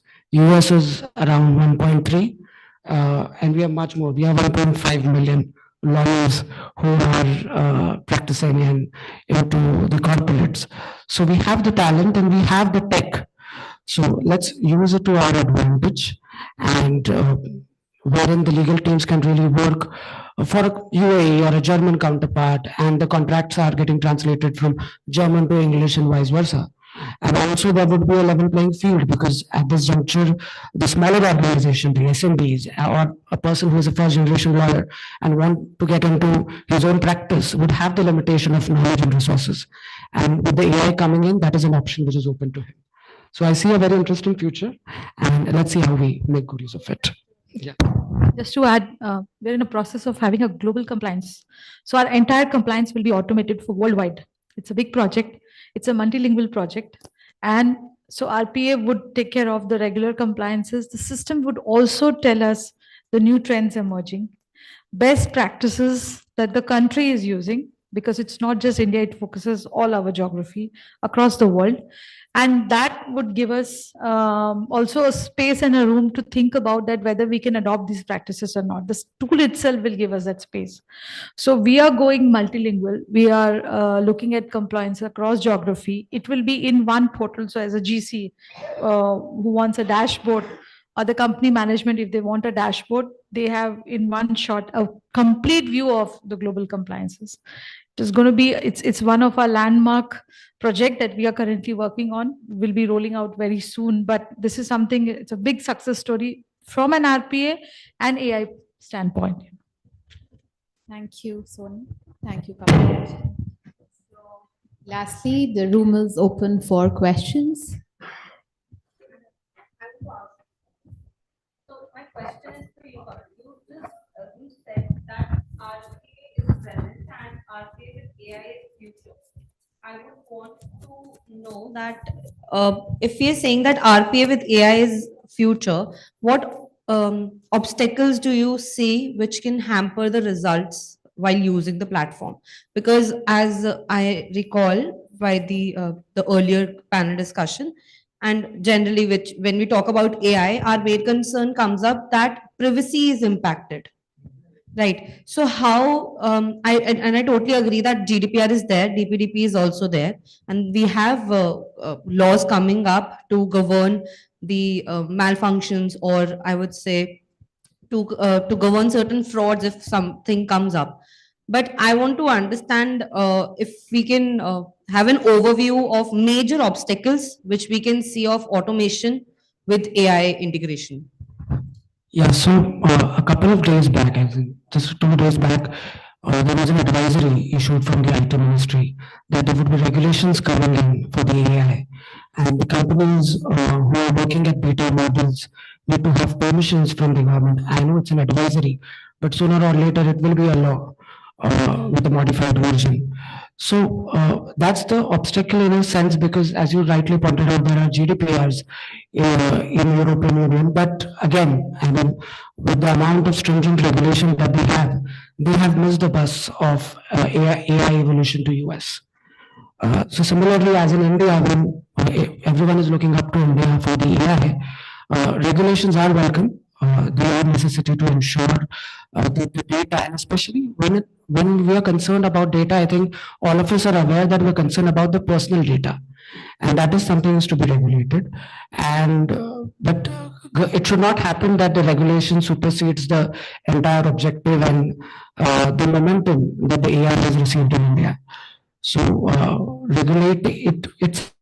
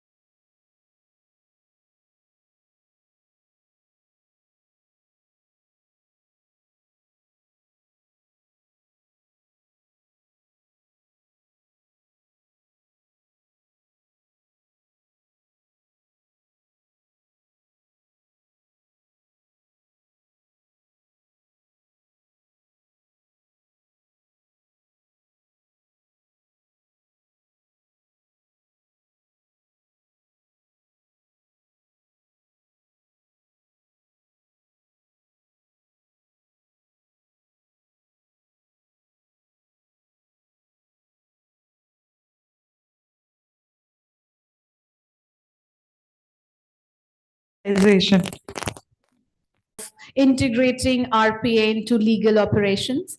And thank you all for joining. And the remaining questions can be asked by the panelists outside this room during the lunch break. Thank you all. Seriously, people are asking so many questions. So that means you are doing good and sharing a great knowledge to every one of us. Thank you so much, guys. Thank you. So, it was an interactive session. So let's do a more interactive session now onwards. So we have another panel discussion session, and we have a topic on ethics of AI and automation in law, delving into the ethical implication of using AI and automation in legal practice, addressing concerns about bias, accountability, and human oversight. For that, I would like to call upon on stage Mr. Rajiv Malik, who's a head of legal at LG Electronics, Noida Manufacturing Facility. He is the moderation of the panel discussion. Hello. Next, we have Shweta Prasad, who's an associate director at Accenture Solution Private Limited. Next, we have Arpita Majumdar, who's a head of legal and compliance at LifeSpace. Next, we have Harsha Kumar Shetty, who's a global ethics and compliance officer at Bharat Serum and Vaccine Limited. Thank you, guys. Give round of applause, guys. Come on.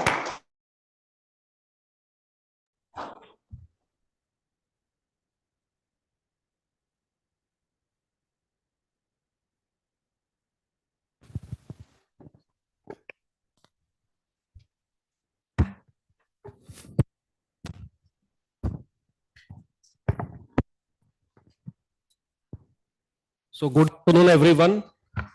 We welcome you all for this. It will be interviewing discussions towards the technology and AI. Right? I have seen that many topics have been discussed on the similar lines. So we would like to be a little bit different this time. Right. So we all know that technology is a part and parcel of our life, be our mobiles, laptops. In fact, I'm working with LG, and LG is very technology savvy. All of the products are having now AI inbuilt in the products, right? I was talking to my panelists right now that we have a refrigerators, TV, where you can check the nutrition value, right, when they are going to be spoiled. So all these things are already built up. And in fact, I was just telling them that we have also tied up with Hyundai, and where that you will get the AI services from LG in built up in the cars itself, right? So I would like to. We are actually having a fortunate enough to have the distinguished panel with us, Mr. Harsha, Arpita, and Shweta, who will share their expertise in AI and law, and we will also discuss these certain topics like potential bias in algorithms, accountability in automatic processes, and the importance of human oversight. Right. So without further ado, let's begin our conversation. Harsha, perhaps you can share your insights on how can we ensure ethical AI is implemented in the legal field, particularly in terms of fairness, transparency, and accountability. Thanks, Rajiv. That's a great question. Firstly, good afternoon, everyone. Good afternoon, everyone. Thanks for taking your time out for this discussion and this meeting today. So I would want this discussion not restricted to three, four of us. Let's keep it open. If you have inputs as audience, please feel free to participate. Now, Rajiv, coming to the question, right? The use of AI in decision making, especially from a legal perspective.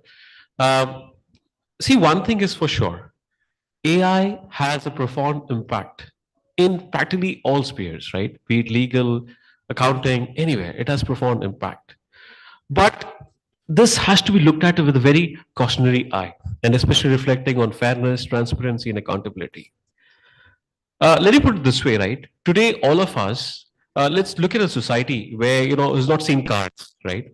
And we're looking at the cars for the first time, and we're just wowed at the fact, like, the car taking a reverse, right or left, we're just wowed about it.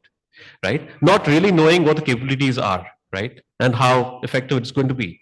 So AI is like that. We are all wowed at the fact everybody is practically talking about AI, not realizing there are some important elements to be very careful about. And the one thing which I want to highlight about, and definitely today, as we talk about, definitely not for now, that AI can be used for any kind of decision making. Just to call about one particular thing, Rajiv, and I think my other panel members also would, agree to that. The biasness which exists to a certain extent. There are a couple of examples which come recently in the media itself, right? So recently, the question was asked whether a particular minister was fascist, right? Right. Now, what the AI, and everybody knows this, right? It was like totally a very not a very balanced view about this thing. It said that Vladimir Putin is very not a fascist and so on and so forth. While that's not the real case, at least in my view, you might have a different view. So the biasness do exist, right? Uh, the second important thing is how these AI models actually work. Nobody really knows, right? Nobody really knows that. There's need for a regulatory framework around that, a legal framework into structuring how this AI models should operate. So it's really cast shadow on transparency. Let me put it that way. Now, when I say that, what I essentially mean is that today all of us know that let's say a ChatGPT tool or practically any LLM tool, right? It works on a generative AI, which looks at a vast state of data. It'll reference it, cross-reference it, make a quick summary out of that. That's wow, super. But how does it work?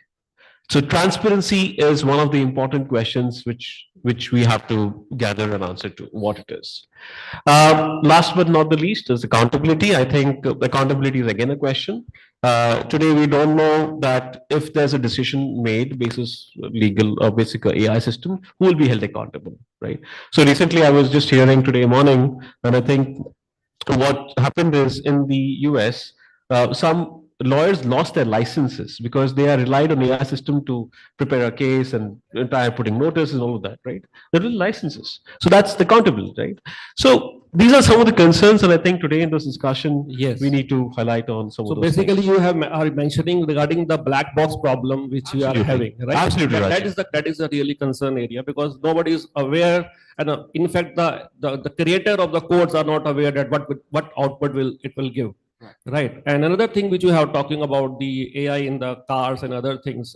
In US, there is a one feature is there, the drowsiness alert feature, right? If you will go, how it can be biased. I'm just giving one example that this model has been trained on the young chaps or who are the computer savvy who are playing games, right? Okay. Right. So so that has been trained on that model. So if in India or somewhere else it will be implemented, right? Then suppose my eyes are very small, it will say I am having a drowsiness, right? Oh. Maybe the aged person, right? So these kind of systems are there, which are the loopholes are there, which needs to be addressed while implementing it there. Right. I think Rajiv, this is a very great thing. I think some years back, I mean, this AI we are hearing for the last 1 year.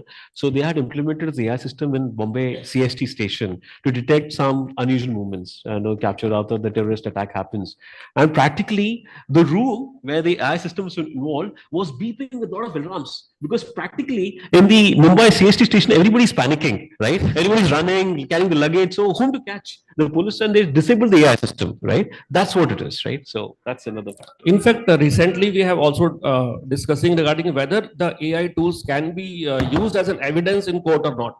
Right. Suppose I was giving example of that drowsiness alert. Suppose if anyone ignores it, right, and then accident happens, maybe the ignore is because he's not feeling drowsy and still that alarm is there, alert is there, and if accident happens, then that AI system in the car will go against that person itself. So there are certain challenges are there. Absolutely. So with that, I come to the Shweta. How do you think that legal professionals navigate the ethical challenges of utilizing AI tools, especially for contract review and legal research? Yeah, thanks for that, Rajiv. So definitely, you touched on it that when we have AI, now AI is basically machine learning. So what does that mean? That means they take a lot of data and make patterns out of it. Generative AI is going even faster because these patterns are used by using internet data. So the data already exists out there, and using that, they can make these patterns really fast. So the challenges that we see in this is, again, something you touched upon, which is that there tends to be a bias in the data. So the first thing when we are thinking of using data in legal, we have to be very particular about the how good the data is. So an example of this will be, in legal, we are like you mentioned, we tend to use predictive policing. And when we see this data, one of the things that is coming out is that there are biases against certain race or color that we tend to see as an output. So we have to be very sure about the kind of data that is going into our legal system. That's the first thing. The second thing that we need to think about is that, one thing we used to say in India, and especially when I joined the profession, they used to say, "Humne baal aise safed nahi kiye," right? So the thing that we wanted to do as new joiners in the profession was to look older, because we used to really value the experience and the judgment that people with experience had. So similarly, when we use AI, we shouldn't forget that we are not at the point where we can use AI 100%. We should have some human interaction, human element in it, intervention. So before we, like you mentioned about evidence, if an evidence is actually presented to a court of law, we still need to understand whether the AI is the right one to rely on, or whether we should be looking at other circumstantial evidence as well, right? The other element which I think which is very interesting, which is coming up in AI, is intellectual property. So you might have seen, if you're really working with Chat GPT, you can ask it to pretend to be a certain person or a certain publication even, right? Or if you've seen certain AI tools that is used for creating portraits or to create work of art, you can say, I want it to look like a Van Gogh work of art, right? Now, firstly, did they have the rights to feed the data Van Gogh's work of art? Did they get the royalties on it, firstly, to, put it into the system as a data set? Secondly, who owns this work of art now? If this work of art gets sold, then who is going to gain out of it? Will it be Van Gogh? Because actually he was the creative person who thought of how the drawing and, the work of art should look like. Similarly, you will see certain things with photographers, they have a very classic way of taking portraits. But today you can use AI to say, give me photographs of someone who's married in the 80s with this photographer's style, and you can get output. So IP is also a very big concern in the legal sector when it comes to usage of AI. And one thing which again Harsha touched upon, there is an element of what we call as hallucination right now with AI. What does that mean? That means that based on what it knows, it thinks it can create new content. Okay, so what he touched upon in the US, this lawyer used AI to find case laws to support his reasoning when he was going to present to the court. And what happened was that AI made its own cases, and it sounded so true and so convincing that this lawyer didn't even bother going and cross-checking that whether it's true or not, right? So that is the level of conviction that AI has. And we, again, in the legal sector, we have to be very careful that we are not depending and we are cross-checking things that we are getting back from AI. And the last one that I want to touch upon is sustainability. you know. So again, I think the session before this also touched upon it. When we train AI on data sets that we want, like I said, if we don't want to go to Gen AI, we don't want to go to the internet, we want to train it ourselves, it takes a lot of resources to train it. There's a huge impact on carbon footprint. There's a huge impact on the man hours that we put in to train the AI. And this is in today's world, this is a very big aspect. Should we, as organizations, go out there and train ourselves, or should we, like what happened in the tech arena earlier with open source, that where we share our our findings, and we share how we are training our AI across the industry. So these are all very important aspects to think of when we look at how we are implementing AI for our legal department. Yeah, thank you very much. You have touched upon the IPR part, which I will cover in the last part of the session. And regarding the one part which I was asking you regarding the contract review and legal review, any inputs on that if you are having specifically? Yeah, so specifically, like I said, I think we need to be very careful with the data that we are adding in the thing. So even when I say that I'm putting in legal review data, so where do I get contracts that work for me? Right? So that has to be created. I think one thing that people don't realize is that this is a year-on journey, right? So like I'm in a tech world, right? In Accenture, we really focus on technology and consultancy. So the kind of purchases that we do is very varied. It's not like what the person before us in the RPA session was saying. She's talking about products. So her products are very specific. Now, if I'm selling water today, I know what my water contract should look like, and maybe I can use an RPA for that. But if I'm using, technology to review our contracts, which are very, very varied, I first need a data set to have to teach the AI, and that AI should not produce contracts or red lines which are very against the supplier also. Just because I'm a big company, I should not land up using AI and pushing my agenda and being unreasonable in the market. So these are the type of things we have to be careful of when we are using it specifically. Basically, you are saying the win-win situation for both should be there, for supplier, vendor, and the company itself. Yes, I think that we need to have very good data sets to train. And in that situation, we should be very careful about the contracts that we are feeding and we are training AI with. Yes, in fact, there are many companies are there which are using AI and making their contract, using in the contract software. But the challenges which I generally see, that the implementation part of it is the gestation period is very long. Right, till the time we will get implemented, we will train employees and the whole structure is getting changed. So that's, I think, the challenge which especially the IT companies who are working in this AI and Gen AI contract review has to be looked into it.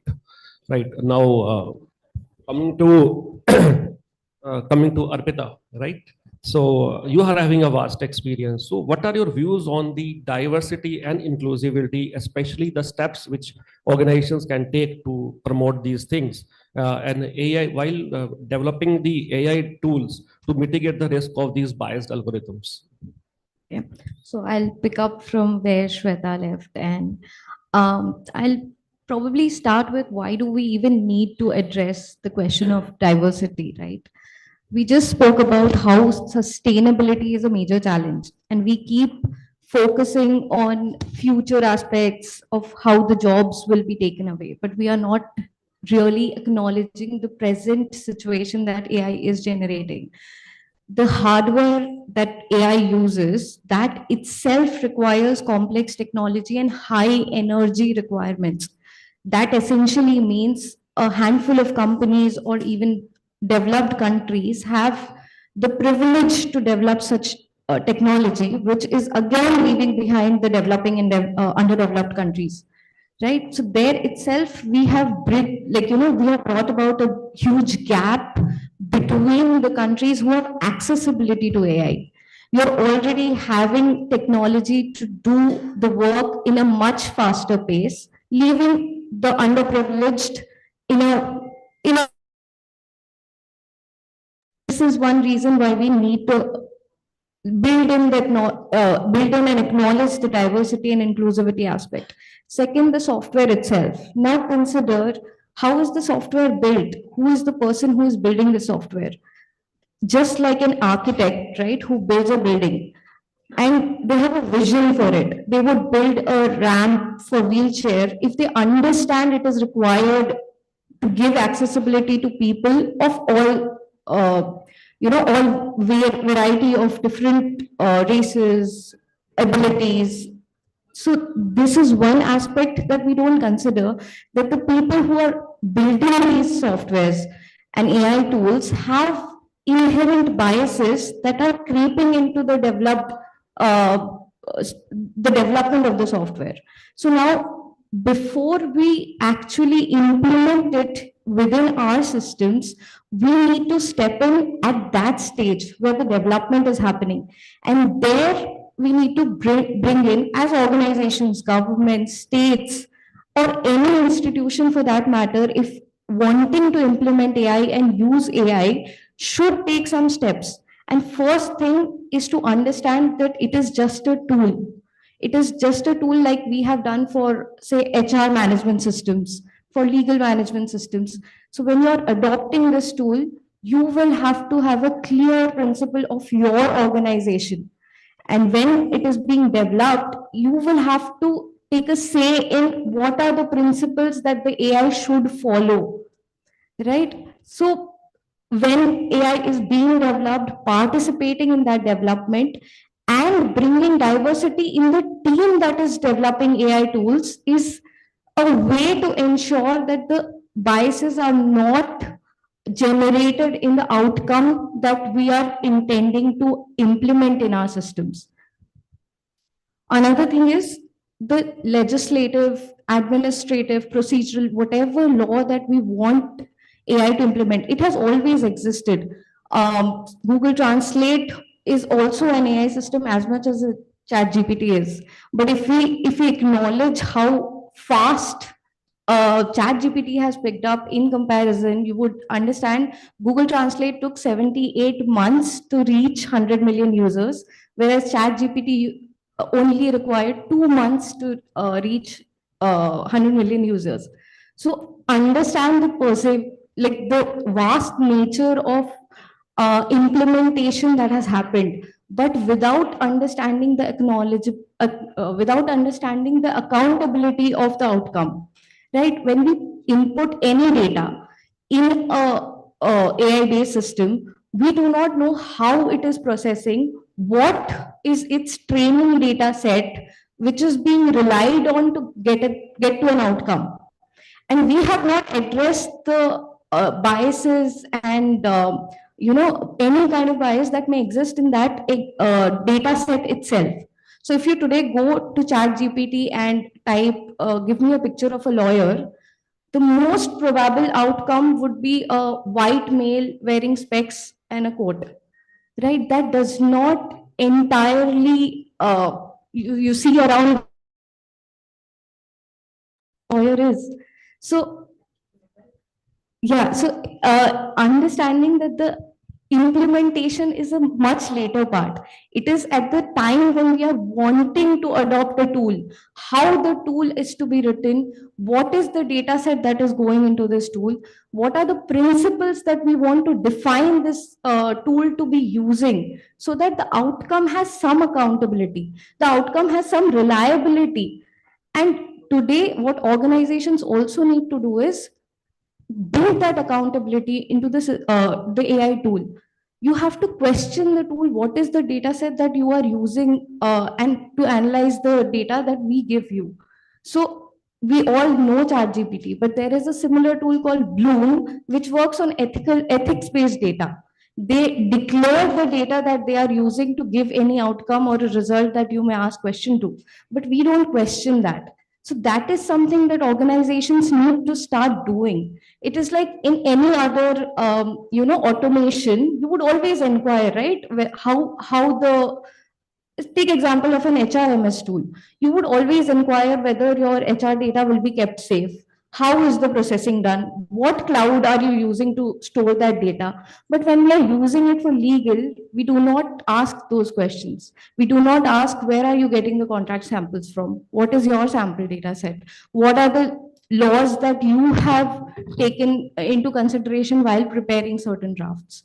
So I think this is where organizations need to step in and start questioning before they come to the implementation stage. It's very insightful response indeed, right? But here you are mentioning the AI as a tool, right? It's not only a tool; it's a very powerful tool. Actually, basically, we have created it. Now, actually, we are fearing that it will overcome humans also, right? Right. Yes, in fact, just to add, I was watching a reel like most of us do, but in that they were talking about this incident where the AI went to a website and it was told to book some tickets or something like that. So do an activity. And the tool asked, "Are you a robo?" And on the side, they opened the code to understand what AI was thinking. So the AI at that point is thinking, I should not tell this machine that I am not a human. So the way it did the tracking, it ticked the box that I am not a robo, and it did it like a human. So, this is why, yes, there are a lot of considerations and a lot of thinking that we need to do, because they have analytical power. So it's not like what, the session before us was about, which is an RPA, where you are getting an output. Here, it's deriving analytics to drive an action. They're using patterns to sort of do your thinking for you. So yeah, I agree. Yes, yes. I have seen one cartoon in Economic Times where it was mentioned that God is asking human being, I was not having any fear while I created you. Why you are fearing while you are creating the AI, right? So it is said that quantum computing, as you would know, quantum computing is the pinnacle of AI. So it is said that a fully functional quantum computer would be able to encrypt or break through all the encryption codes that Right. we have developed till now, the banking systems.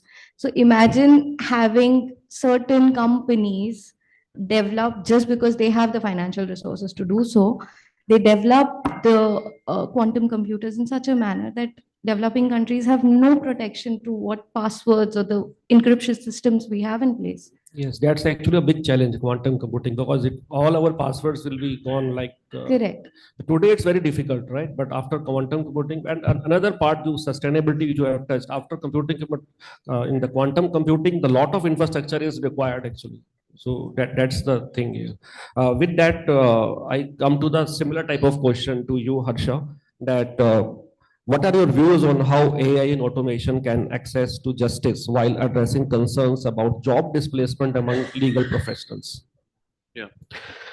Firstly, that's a great question again. The access to justice, and I like the point, Shweta, which you mentioned about sustainability, all of that. That's a very good point, which I had missed it so far. But coming to the point here, Rajiv, on access to justice. Now, that's a very, very I would say emotional topic, right? So let me share a small anecdote, maybe for next 30 seconds, right? So one of our friends was working in the social justice area and all of that, social work and all of that, and he has had an opportunity to visit to a prison, and where he saw a boy who was about 15 years, 14, 15 years. He was for a reason for 5 years. But since he did not have access to the right judiciary mechanism, to the lawyers and all of that, his stay in the prison got extended beyond. It was for 2 years. It got extended to 5 years. Now, see, in the society that we are in, we have a lot of such cases where the access of judiciary is very limited, and especially it's like a triangle, right? Where at the bottom, at the top, everybody has the access to it, but at the bottom, nobody has access, or very limited access. People don't know why they have been charged for, what the rights are. It's totally not known by not many who have been wrongly convicted. So, if I want to break up what the problem lies in, there are two problems here. One, when you talk about access justice, there are two problems here. One, there are lack of lawyers. Okay. And secondly, the tools and the resources that these lawyers are very limited, right? And accessing a lawyer with a great expertise comes at a very steep cost. Not everybody can afford it. Maybe 10%, 20%, but not everybody can afford it. And that's where AI has a very prominent role to play. Today, you can do any case research, although not relying completely on that. Already need to have 100% check, recheck, audit, monitoring on that. But you can have a significant expedite your research work by running some AI tools, by running a prompt, which might, or if you're not familiar with the certain laws and regulations, having a quick run, a prompt run on the AI tool might definitely give you a quick access to certain resources. Having said that, your work doesn't gets simplified, but your responsibility doesn't get absolved. That's the first bit of it, right? So coming to the second part of it, right, what Rajiv you said, that what about job losses and everything? So the answer is the AI would not have any job risk as such, at least not for now. I don't know about 50, 20 years back what will be the case, but at least not for now. And what are the reasons for it? One of the first reasons which I can think is that AI doesn't have that expressive power which a human being has, right? AI would give you some case summaries, some case laws without knowing what the law is, why the enactment has, because it doesn't have that human touch with that. So long as humans, I mean, as human beings, we understand where the pain is, we always have an upper hand than what an AI tool does, right? And it'll always be sustaining all throughout, right? That's what I could say. I hope I've answered the question. Yes, yes. So you are saying basically sentimental part of that is Absolutely, missing yes. in Very that, so critical. that cannot be overcome by AI. Right. But it's, I think, but still it's a big risk because anyways the certain jobs will go, right? And the people have to reskill themselves and using the AI tools. Right. That's See, I tell you the what, way forward. sorry, Rajiv, just to interrupt here. When you say job going, maybe a basic research job or something will might go. But the cream level of job where your expertise are there, that would never go. That'll take a lot of time to come in. You take any case rulings, anything, look at the kind of combination, the kind of thought process which has gone on when the lawyers are given a case decision, the kind of rulings, enactments that they've looked at, that kind of sanity checks that AI has to evolve lot many years. It won't happen immediately now. Yes, immediately, but I cannot say it 15, 20 years because the way technology is going on and going on, it's matter of I think maybe 5 years is too far. Yeah, you are right. I agree to that. I agree to that point, Rajiv. See, the point is technology does evolve very quickly and they do come back, but still we have time for now, at least I could say. Yeah, one thing I'll add in your support, Rajiv. So there is something that I don't know if you've seen, but in Singapore, they've actually come up with this regulation where they're looking and giving funding, reskilling, because they are expecting job disruption with AI.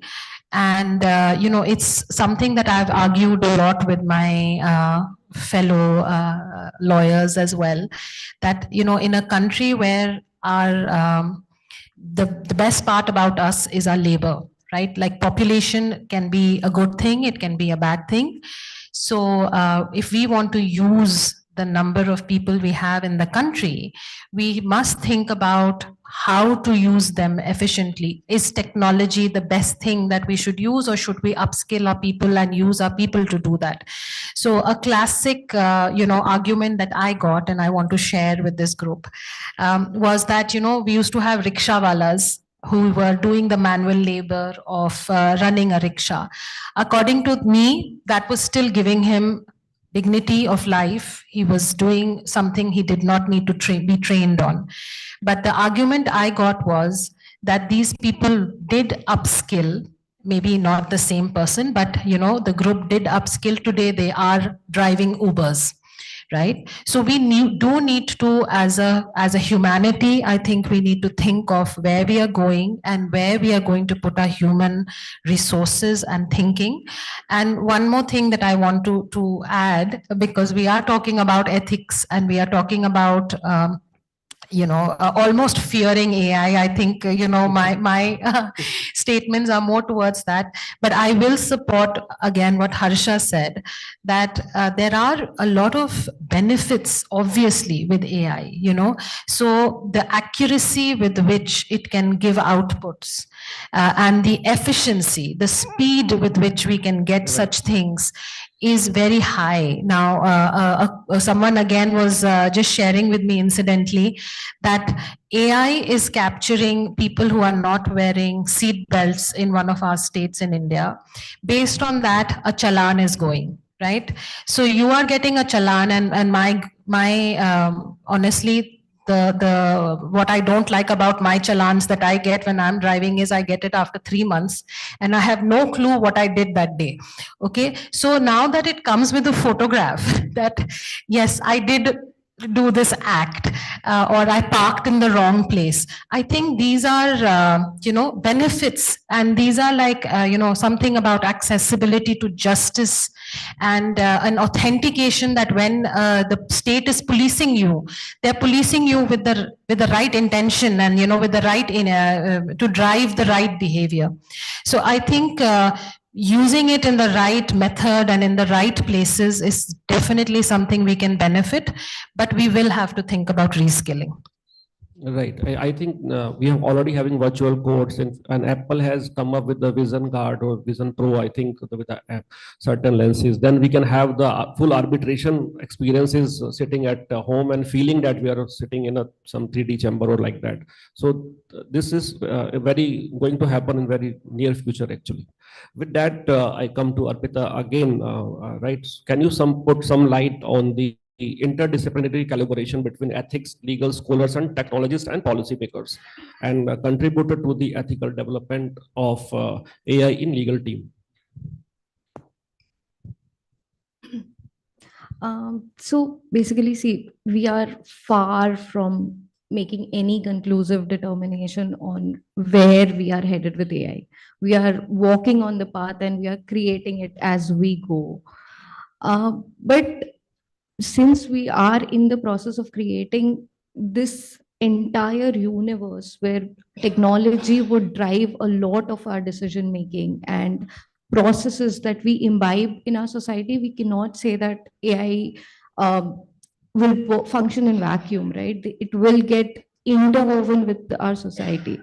So that is why it also becomes very important that all the stakeholders who eventually will be impacted and will also be some manner controlling the AI versions come together, and there is a collaboration between them to understand and make a pathway that is beneficial to all of us. So currently, if we consider this, all of our legal frameworks are in some manner built with a understanding that we are working on the principle of human free will and control, right? We are holding people accountable for their actions, but how do we hold a machine accountable which is programming? And it is possible, like Shweta was saying, that the picture that is generated that could have been asked by a human, but the picture that is generated, the product, nobody knows where it has actually come from, which are the inputs and what exact data points that the AI has collated on. So to begin with, firstly, governments, if we think, imagine the amount of data government has on us, on its citizens. So should there be accountability on government as well? How much data they will use to build any AI tool in future, if at all? And because technically, given our mindset, we believe technology more than ourselves. Even today, if you are in a situation where you're negotiating something, you may be well aware of a law, but you will still say, let me check, and you will not go back to a book, you will go back to Google. So that underlying inherent trait that technology is neutral could be disastrous if there is no collaboration between the stakeholders. So there has to be an accountability on the government, how much data they are using and to what extent they can use our data and analyze it for implementing AI tools, specifically in legal field. Similarly, legislative and say engineers or coders need to come to a basic consensus. What are the basic principles on which AI can be built? Even today, we cannot write a very specific law that will precisely determine an outcome in every single case that comes before a court. But like we amend laws from time to time, we need to have this collaborative effort that AI tools are checked and revised time to time so that they are able to address any inconsistencies or any biases or ethics issues that arise in AI development.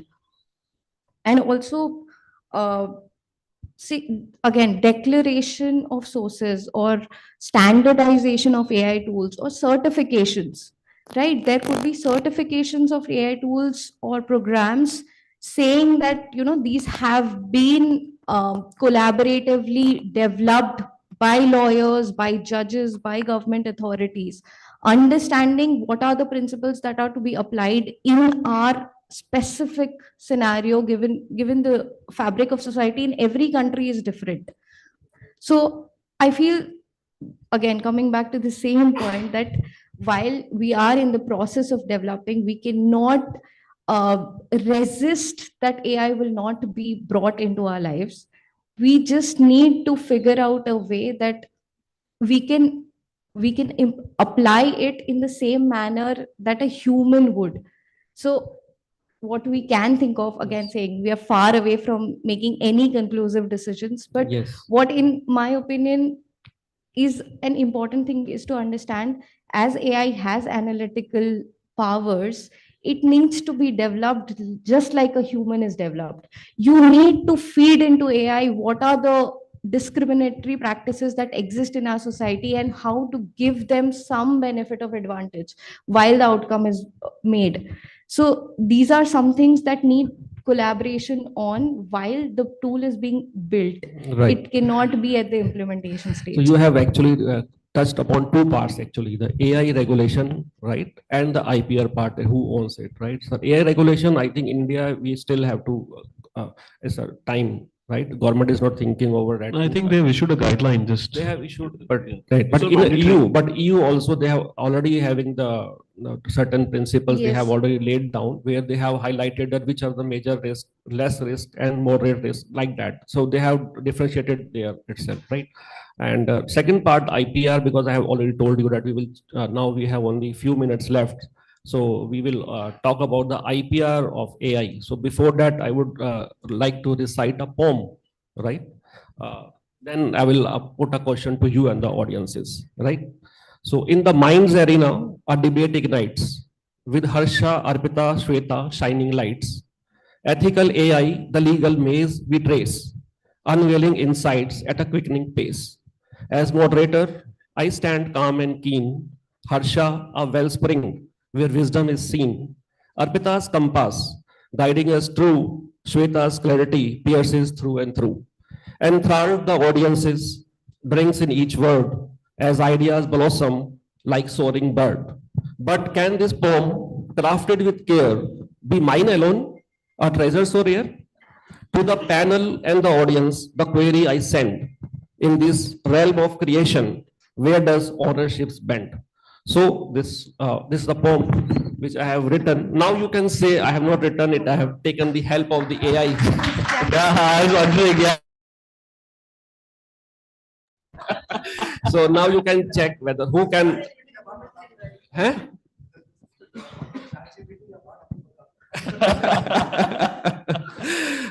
The thought was his, no? The idea was his.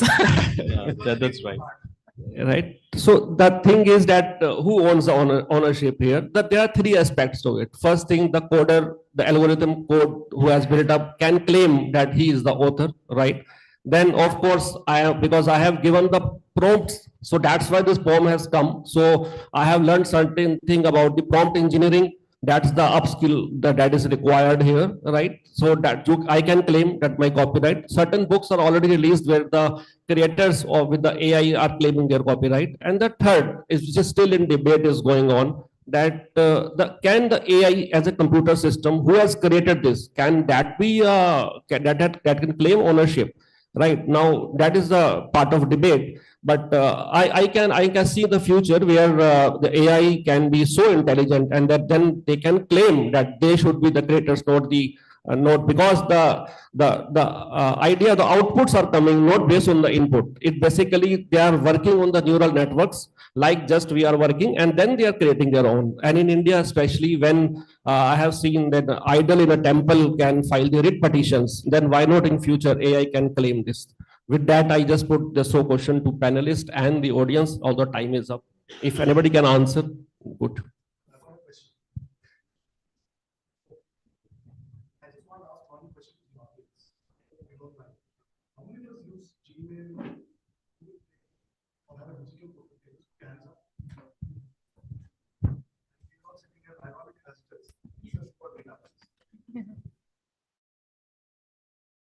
Government is asked to be accountable. Why aren't we all? We put everything, we even give our Aadhaar card to collect a delivery of a parcel. And we are discussing about data privacy, how it will affect us, ethics, all these things. So I think there's something that we need to discuss, whether we are the ones who are perpetuating this data privacy leak, or whether it's being done from the outside. See, that's one question. Second thing is, Rajiv, you were talking about the way AI works. It doesn't have emotions. I think Harsha also elaborated on that. In legal system, isn't that a good thing rather than a bad thing? Because when we get to the court, if the judges had a bad day at home, we get messed up the whole day. Yeah, but you think about the criminal system, right? If a murder has happened and there could be different reasoning for it, it could be because of a self-defense. It could be because when it is premeditated, it's different. When it's at the spur of the moment, it's different. I don't know if you remember one very classic case law that happened where this wife was being beaten up for years in UK, and then one day she went ahead and she took the revenge on the husband. So I disagree with you on that point. I think that is a police state where this is equal to this happens, and that is never a legal system a legal system that doesn't have a human touch is probably not the best, according to me. This is my personal opinion.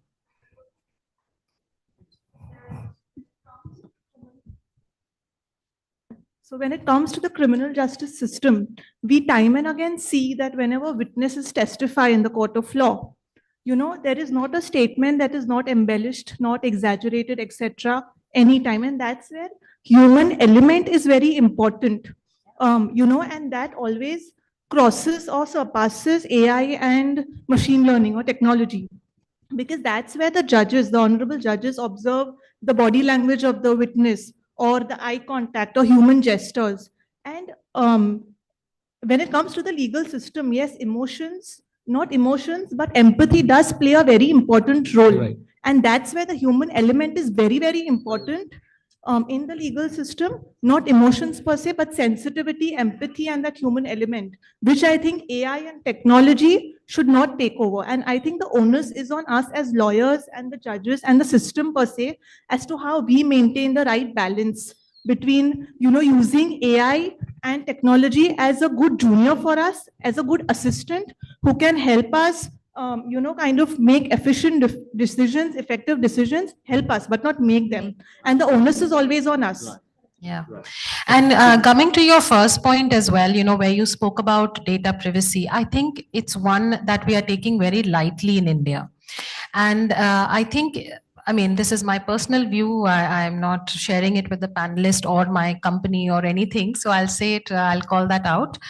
But, at the cost of companies doing innovation, I think, we have taken a more lenient view. There are other countries like Europe who are leading in this, and I think it's where they are self-regulating. A lot of the regulation that's happening today, even in companies, are because they are self-regulating, right? Which is very important for us to do. And where you say that when we are giving the information, I'm consenting to it. do I have a choice? Do I have a choice today to live in without my banking? No. The answer is no. I cannot live with a bank account today, being a professional in this country, right? So I am not being given a choice. And this is why it's very important for legislators today to also act with speed, because we cannot have the kind of delays we've had with, let's say, a UCC that's coming, or many other, like criminal law which is being redone. Yes, we could take our time. Up till now we wanted to define ourselves more as a society, as a nation. Maybe we had that luxury, but when we are moving this fast with technology, it needs to happen at the legislative stage. And you would have also seen how US is also battling with it, right? We have a CEO of Facebook going there, and the senator asking him, can you tell me which hotel you stayed in? Can you tell me what you ate? And he said, no. Right. So they themselves as human beings know that you don't want to share it with everyone. I want to share it with my friends, where I stayed and what I did. But I don't want to share it with marketing companies who will then start targeting me because of a health issue that I have or something, and start selling me and influencing me and changing my mind, at a very subconscious level. So I think we need to think as humanity about what is the meaning of profitability, and at what cost is all of this coming. So yeah, there's a lot of ethical aspects that we still need to think about. To your first question, and to add, there are always choices. For banking account, of course, we don't have choices, but you are talking that we are giving consent, we are a data vomiting country, right? But it's a choice. Because if you are downloading a Google map on Apple phone, then they are asking, in fact, asking about your consent about your gallery also. Then there is a choice whether we give or not, because they don't require it, right? So that's the thing we have to be conscious about in this technological era. Yeah. Questions are there, right? Yeah, please. Yes. I'm Professor Aparnama Raman, and I teach at my university's National University of Singapore, and I am faculty here at IISc. So a lot of the research that is going on now is basically building the frameworks. So it is like, it's like throwing the baby out with the bathwater, right? If this evolves to a certain place, then it stabilizes. So this is exponential, but it's also evolving very fast. My question is, why do we really need to know, if we sit in a plane, do we really check the engine and understand the engine before people are flying in the plane? I mean, by that logic, if you see the way cooking is done in India, nobody will stop having food anymore. So what are we even talking about? And the creators here, it's not we who are creating. There are adopters, there are creators, there are makers, there are regulators. So there are all kinds of people, but also there's a lot of investment that's going on. For example, when Alexander Fleming discovered penicillin, you don't sit and do a CCTV in his lab. Einstein didn't ask permission. This is a universe. Those who have a choice to go take sannyas also and go into the forest and live, that's always an available choice. The people who adopt and be ahead. My question is, how do you this ecosystem, how does it more integrate into the future? Because see, for example, you're saying that ethics, etc. I think it's the better of the human species, like Sam Altman, highly educated, highly sensitized and sensible people who are developing this. Why can't we just trust this? As we trust, in India, we've trusted the absurd.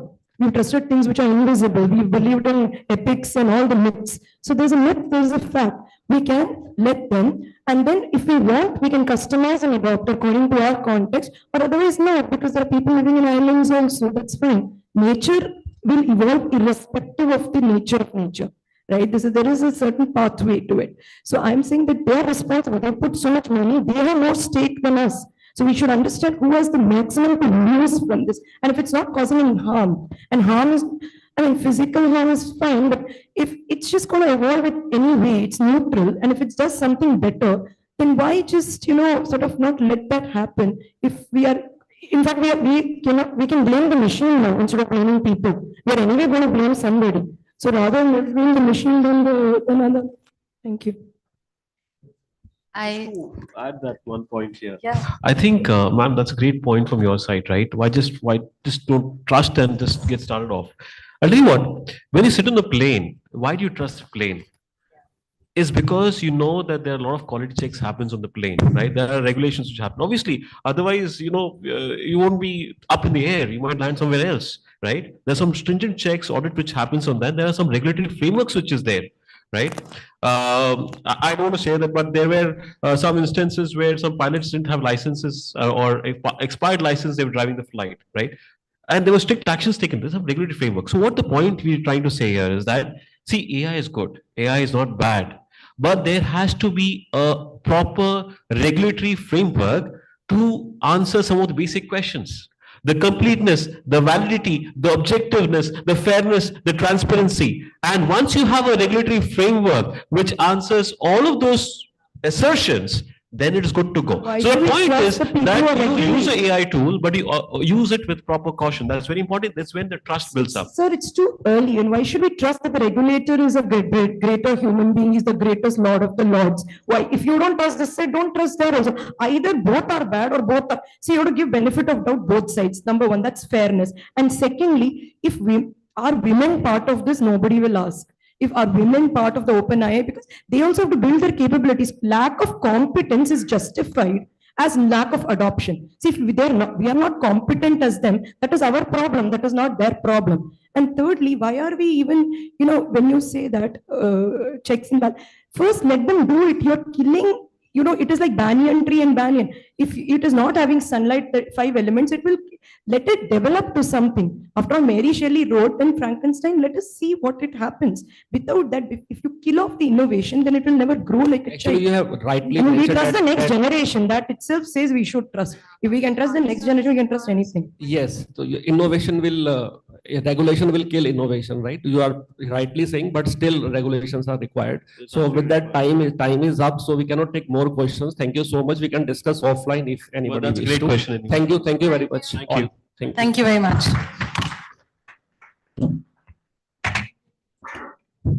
Thank you so much, everyone, for sharing your thoughts, facts, and enlighten us. And I'm really I'm a fan of your poem now. Thank you so much. On that note, guys, can we have a lunch break now? So we'll meet after 60 minutes here only, and then we'll have a last round of our session, and then we'll move to Hall B. Sorry, Hall A. My bad. Thank you so much. Thank you.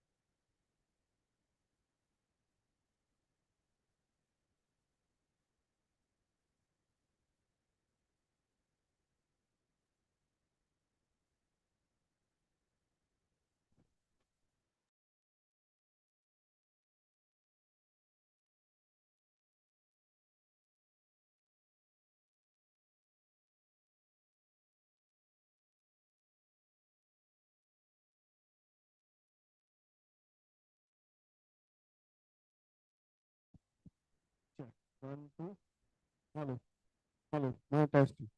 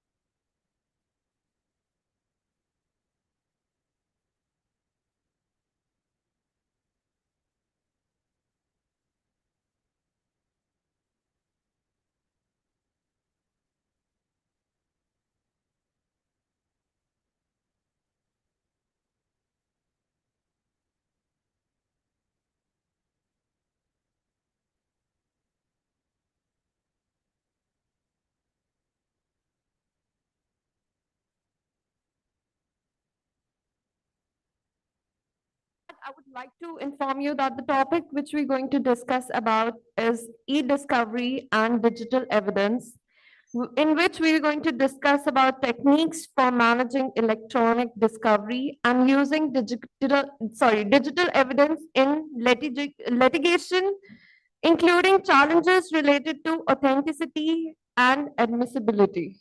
For that, I would like to call upon on stage Ms. Shalini Kulukshetra, who's a General Counsel at South Asia in Aegis Network India Private Limited. Sorry? I'm so sorry, my bad. And she's the moderator for this panel discussion.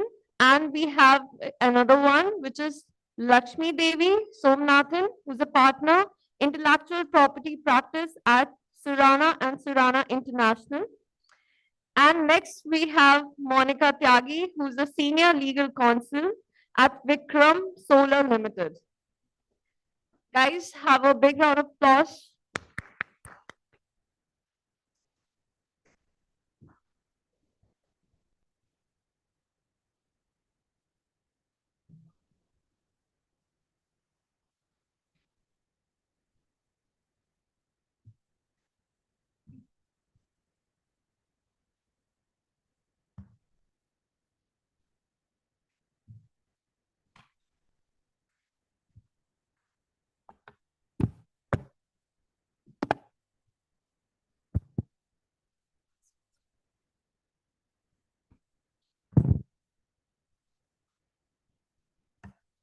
Hi, everyone. Good afternoon. I hope the lunch was not so heavy and it's still going to be interesting, right?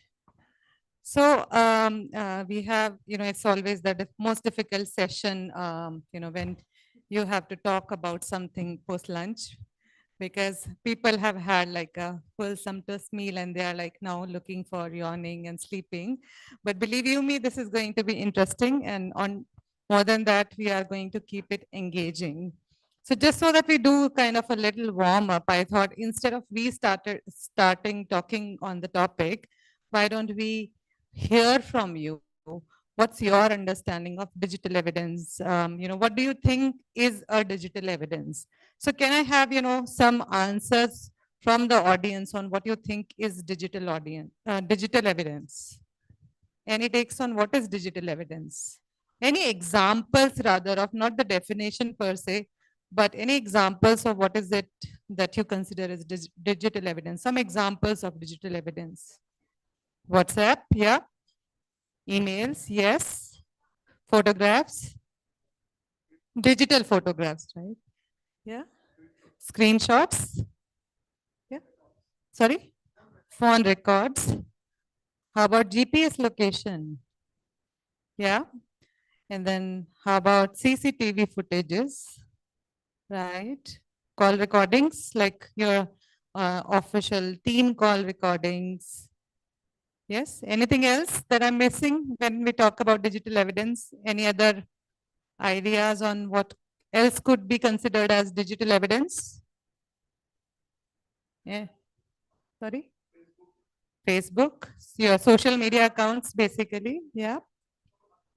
Yeah. So I think we were first thinking of starting, this conversation by giving a very basic and fundamental understanding of what is digital evidence. But I don't think so in this forum. You need to know that because all of you already know.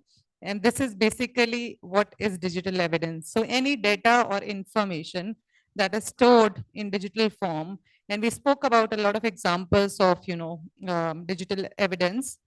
So that is what is digital evidence. So we will start by that, and then of course take you through the various aspects of digital evidence here. But before we go there, I would like to check with my distinguished co-panelists if they would like to add something on what they consider as digital evidence and maybe elaborate further on it. Yeah, I think there was some input from that table. Yeah, absolutely. Yeah. Yeah, so papers scanned and stored in a soft media, would that amount to digital evidence? It would, yeah. So as per the definition under the Information Technology Act, all papers that are scanned or all information that is generated and copied onto an optical or magnetic media can be considered as digital evidence, and it is admissible. The normal trend that you see in the courts is that bring the original document or bring the certified copy of the original document. That has been the rule as regards litigation. But with the advent of modern means of storage of information, now digital evidence is admissible. And yes, it is considered as valid evidence by the courts. Thank you, Shalini. How about Internet of Things like smart watches? That they are also part piece of digital evidence that is accepted globally today. So this is my understanding of digital evidence, apart from what has already fallen from the audience and my panelists here. Sure. Thanks, Monica. Thanks, Lakshmi. So I will go to Monica first. And again, I have, I would say, the luxury of a very diverse panel because as you could make it out from the introductions, Lakshmi represents the litigation side of the law, while Monica represents the corporate side of the law in terms of, I would say, the areas of their expertise and the roles they play, on a day-to-day basis. So I will like to go to Monica and understand that if we have to look things from a corporate perspective, what could be a relevant digital evidence from corporate perspective? Thank you, Shalini. Good afternoon, everyone, and I hope everyone is awake to listen to us here. And so moving forward, so before being on the corporate side, I was part of the litigation for a good decade. But I have seen a huge difference from moving from, because my experience on the litigation side and understanding of digital evidence came totally different from what I see in the corporate side now, because everything we do in the corporate industry is digitized today. Everything, every data, every from anything you can relate to is digitized today. We do not have anything on paper. We store it on our databases. So protection of the data and maintaining the confidentiality, etc., also comes into picture. And apart from that, even our contracts today that we execute in the organizations are everything which are happening on the digital platform. So if tomorrow we are faced with a situation where we have to go for, with respect to execution of contracts, etc., which are executed online or through e-contracts, etc. So they play this digital evidence is, of course, the primary thing would be to preserve it and how to really look forward towards its authenticity. So this is how digital evidence has to be taken care of for the longer run as well, because nobody is now working on papers. So on corporate front, this is my view of how I would like to present it. Sure. Thanks, Monica. So I would like to add, being a corporate lawyer myself. So when it comes to corporate world, I have experienced digital evidence being really, really critical. When I say so, of course, Monica touched upon the contracts piece. These days, we have everything in digitized form. And gone are the days when people used to have contracts, signed in blue ink. I know some companies still do, follow the traditional form of storing contracts. But I think a lot of, organizations are moving into the digitized world with the change and evolution of technology. I think the other things I've seen, getting relevant in corporate world are also videos, call recordings, or I would say CCTV footages. So if there is an internal investigation, there is a complaint against an employee by a whistleblower. In those situations, I have seen digital evidence being so relevant when having, when doing an internal investigation on the subject. So that's another area where I see incorporate, digital evidence being relevant.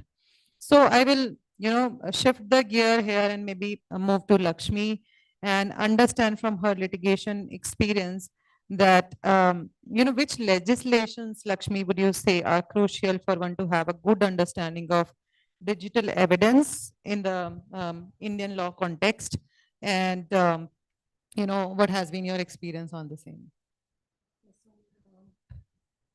It's basically three legislations. As we all know, it's the Information Technology Act 2000, the Indian Evidence Act, and the Criminal Procedure Code. So the Information Technology Act deals with the reliability of the digital evidence, how exactly it should be submitted in the court of law. All those are dealt with under the Information Technology Act. The Indian Evidence Act looks at the reliability, admissibility, and the weightage that can be given to the evidence that is submitted. The procedure for the submission of such digital evidence is covered by the Indian Evidence Act. The Criminal Procedure Code, which of course lays down the rules regarding the general procedure to be followed regarding criminal trials and criminal cases, it lays down the manner in which such digital evidence can be considered. So this is a trio that exists in India as of now. The IT Act, the Indian Evidence Act, and the CRPC. CRPC as of now, but then to be taken over by another legislation very shortly. The same provisions are included in the legislation also. If you look at the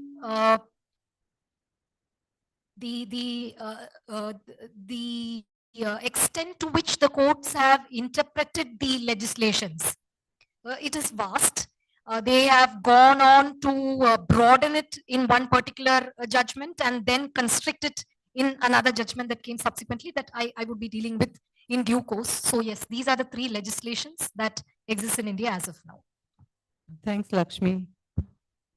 Yeah.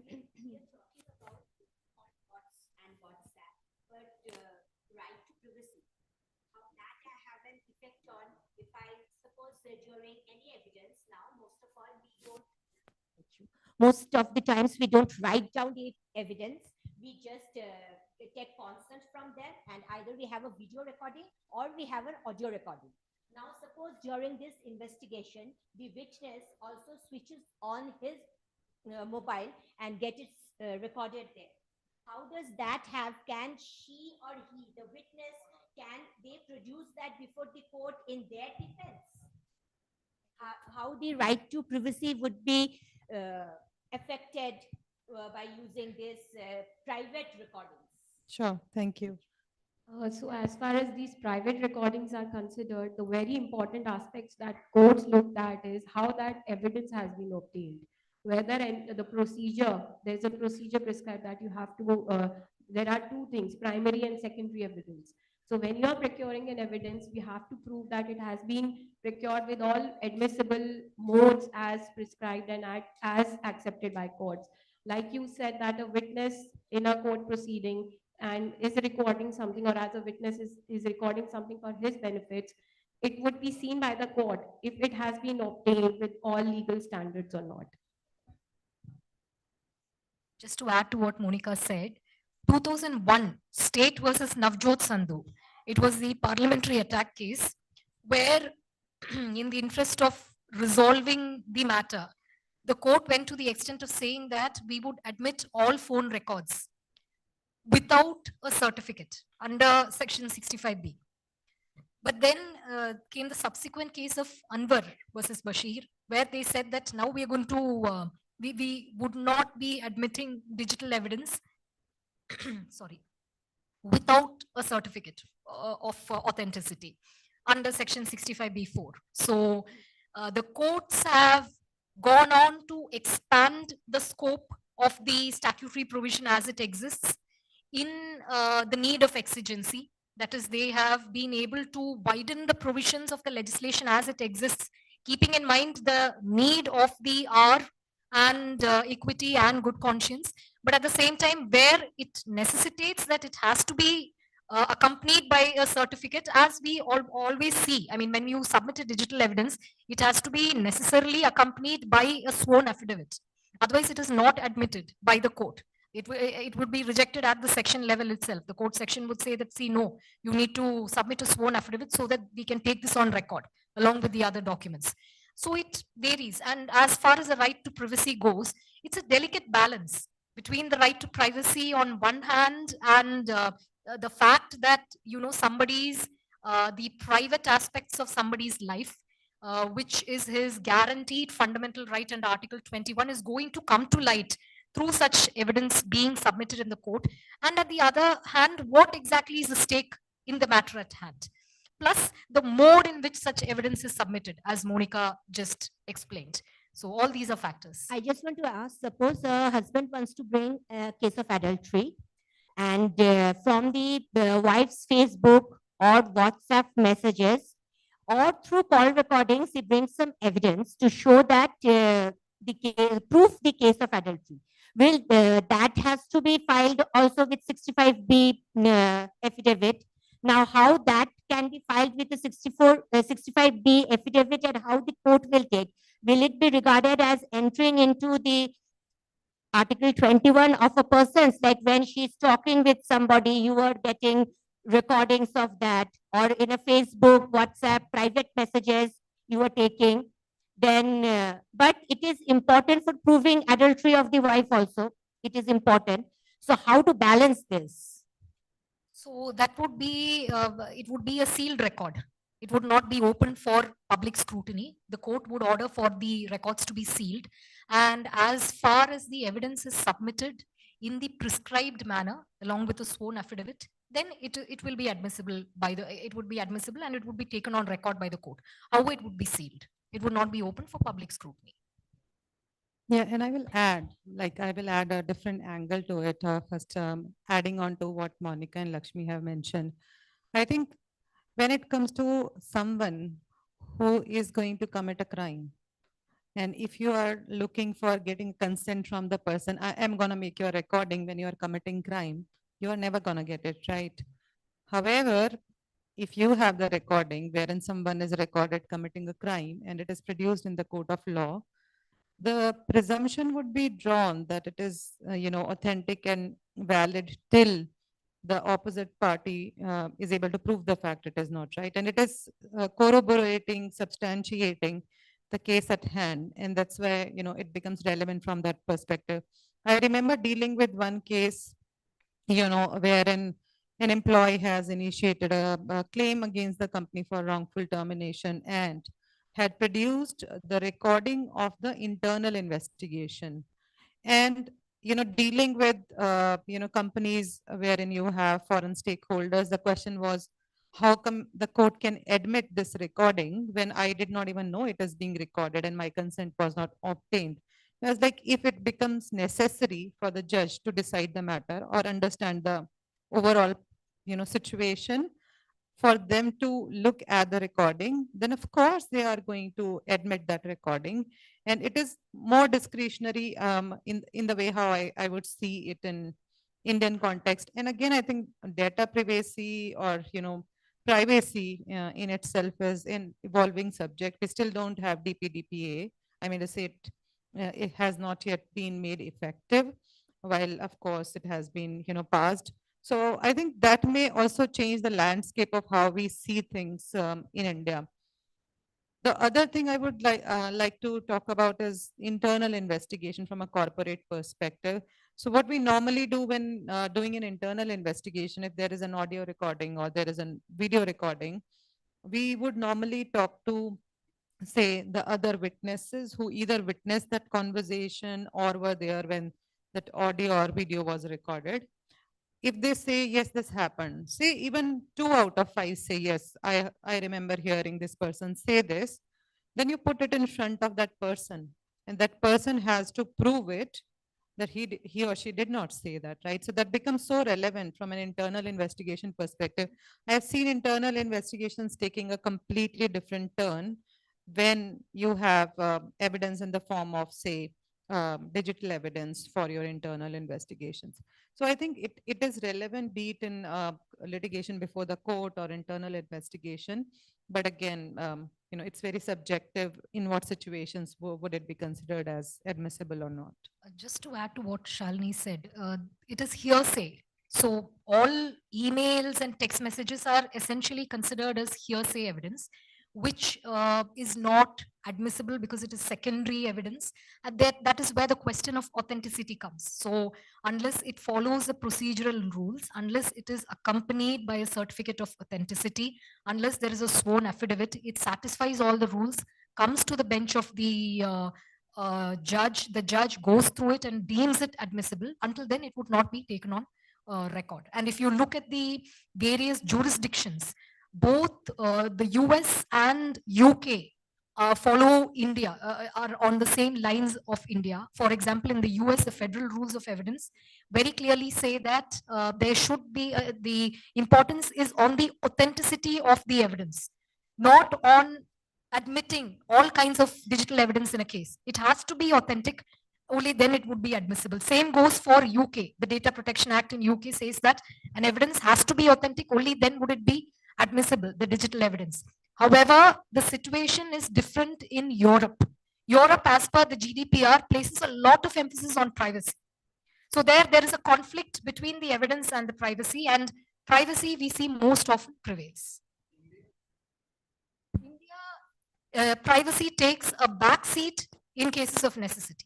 If you can submit the digital evidence as per the statutory rules laid down by the various statutes, then yes, the evidence is admissible. So Shalini, just for my understanding also, now we have Data Protection Act in picture. How that plays, that interplay between the digital evidence and how we protect our personal data, like data we feed in on internet and even on links per se. How do we protect that? So I think this is actually an evolving subject. We don't yet have the rules under the law. So we will have more clarity once the rules come into play. And interestingly, as those of you who follow the changes in, legislations, legal system may have seen, unlike a lot of countries, when we talk about DPDPA for India, we only talk about digitized, uh, personal data. We don't talk about personal data in the hard form. So we need to see, and I would say wait and watch when the rules come in, how it changes the landscape of digital evidence. And would it be that the data privacy law would, take precedence over admissibility of digital evidence? So I think this is still to evolve, and this is not yet an evolved space for us to have enough precedents or judgments to talk about it. So let me go back to Monica because we are talking about the digital evidence. So it's so relevant and important for us to understand how to, how to manage your digital evidence, say in a corporate environment, for it to be ultimately admissible in the courts. What are, some of the tips that Monica has to share with us in terms of how they manage their e-discovery and storage of digital evidence in the kind of companies or wheresoever she has worked. So would be interested in your thoughts, Monica, from your experience. Thank you, Shalini. So when you are in a setup of an organization, there is a lot of exchange of information, which even as employees you share externally, and a lot of external information gets fed in your mailboxes or maybe in your clouds for that matter. So it is very important to first protect your data, and how you protect your data is to maintain a chain of custody, like from where the entire the first recipient and the sender of a particular email, etc. You need to have a good system with the organization where maybe softwares. There are so many softwares today we have available in the market today to support us on that, and to have a like I always really emphasize on why chain of custody, because if you're not able to have that chain of custody, tomorrow my evidence will not be admissible in the court. It may not be primary or secondary, it will not be evidence at all. So it would be a very difficult situation for me, and especially in a circumstance and in a setup we are not dealing with papers at all. There are very minute checks that we keep in the organization that how, apart from sending emails and even if a particular, like an ex-employee of the organization has left, his data is still protected, is still available with the IT department and in safe hands. So it is not misused, and that the chain is still intact. That tomorrow, if we have to utilize it for some XYZ reasons, may not be litigation always, maybe for some investigations, etc., it stays protected. Thanks, Monica. So the, kind of three-finger rule I follow when we talk about digital evidence is, collection, preservation, and storage.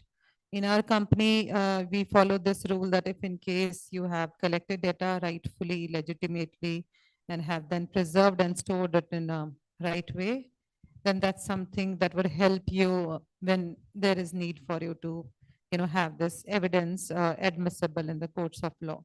So, that's the kind of rule we internally follow. So I think it's more from a corporate landscape, how and what we do in terms of preserving or storing digital evidence in our companies. But let's also hear Lakshmi's thought on the conditions of admissibility of digital evidence in the court of law, because that's where ultimately you go through the test of scrutiny, and what kind of challenges she may have seen, practically in getting this digital evidence admitted in the courts of law. So I think we kind of touched on this on the earlier discussions. No, I just wanted to go slightly 2 steps back to one of the questions posed here regarding the Data Protection Act. Right now, it is a personal data protection bill pending with the Parliament. Reminds me of a story, Jataka story. So there were 4 brothers. I think many of you would know this. There were 4 brothers who had attended the Gurukul, completed their education. They were going back home. Each tremendously intelligent and wise and possessed of skills that no ordinary human being would probably have. So they came across the skeleton of a dead lion. And then they just wanted to, they had tantric skills, tantric skills was what they had learned at the Gurukul. So they wanted to test their knowledge. So one of the brothers said, let me do what education I have received, let me try to revive as per what I know. And then he chanted some mantras, and there were muscles that were formed on the skeleton. Then the second brother said, okay, now I'll do it further. And he chanted several other mantras, and then there was skin on top of the skeleton. And the third brother chanted all the mantras. And slowly the life merged into the lion. It was not dead anymore, but probably comatose. It had life, but it had not opened its eyes and woken up. So, as per the story, the 4th brother, when he says the mantras, he knows that the lion will get up and eat all of them, because it's been dead for a long while. When it's getting up, it's obviously going to be very hungry. So it sees 4 humans, it's obviously going to attack them. And then he says, no, I don't want to have any part of this. And he climbs up into a tree. The other brothers, overcome by their knowledge and not heeding the dangers that would be associated with it, say, okay, if he doesn't want to do it, let him not do it. Let's all 3 of us do it. And they chanted the remaining mantras, the last mantras. The lion woke up and promptly ate all 3 of them up. Now, why this story now? This bill has been pending. It was introduced by the Parliament in 2019. And it has undergone quite a bit of back and forth, with comments being called for from the public on various aspects. Now, the Data Protection Privacy Bill would essentially protect all data of citizens, including digital data.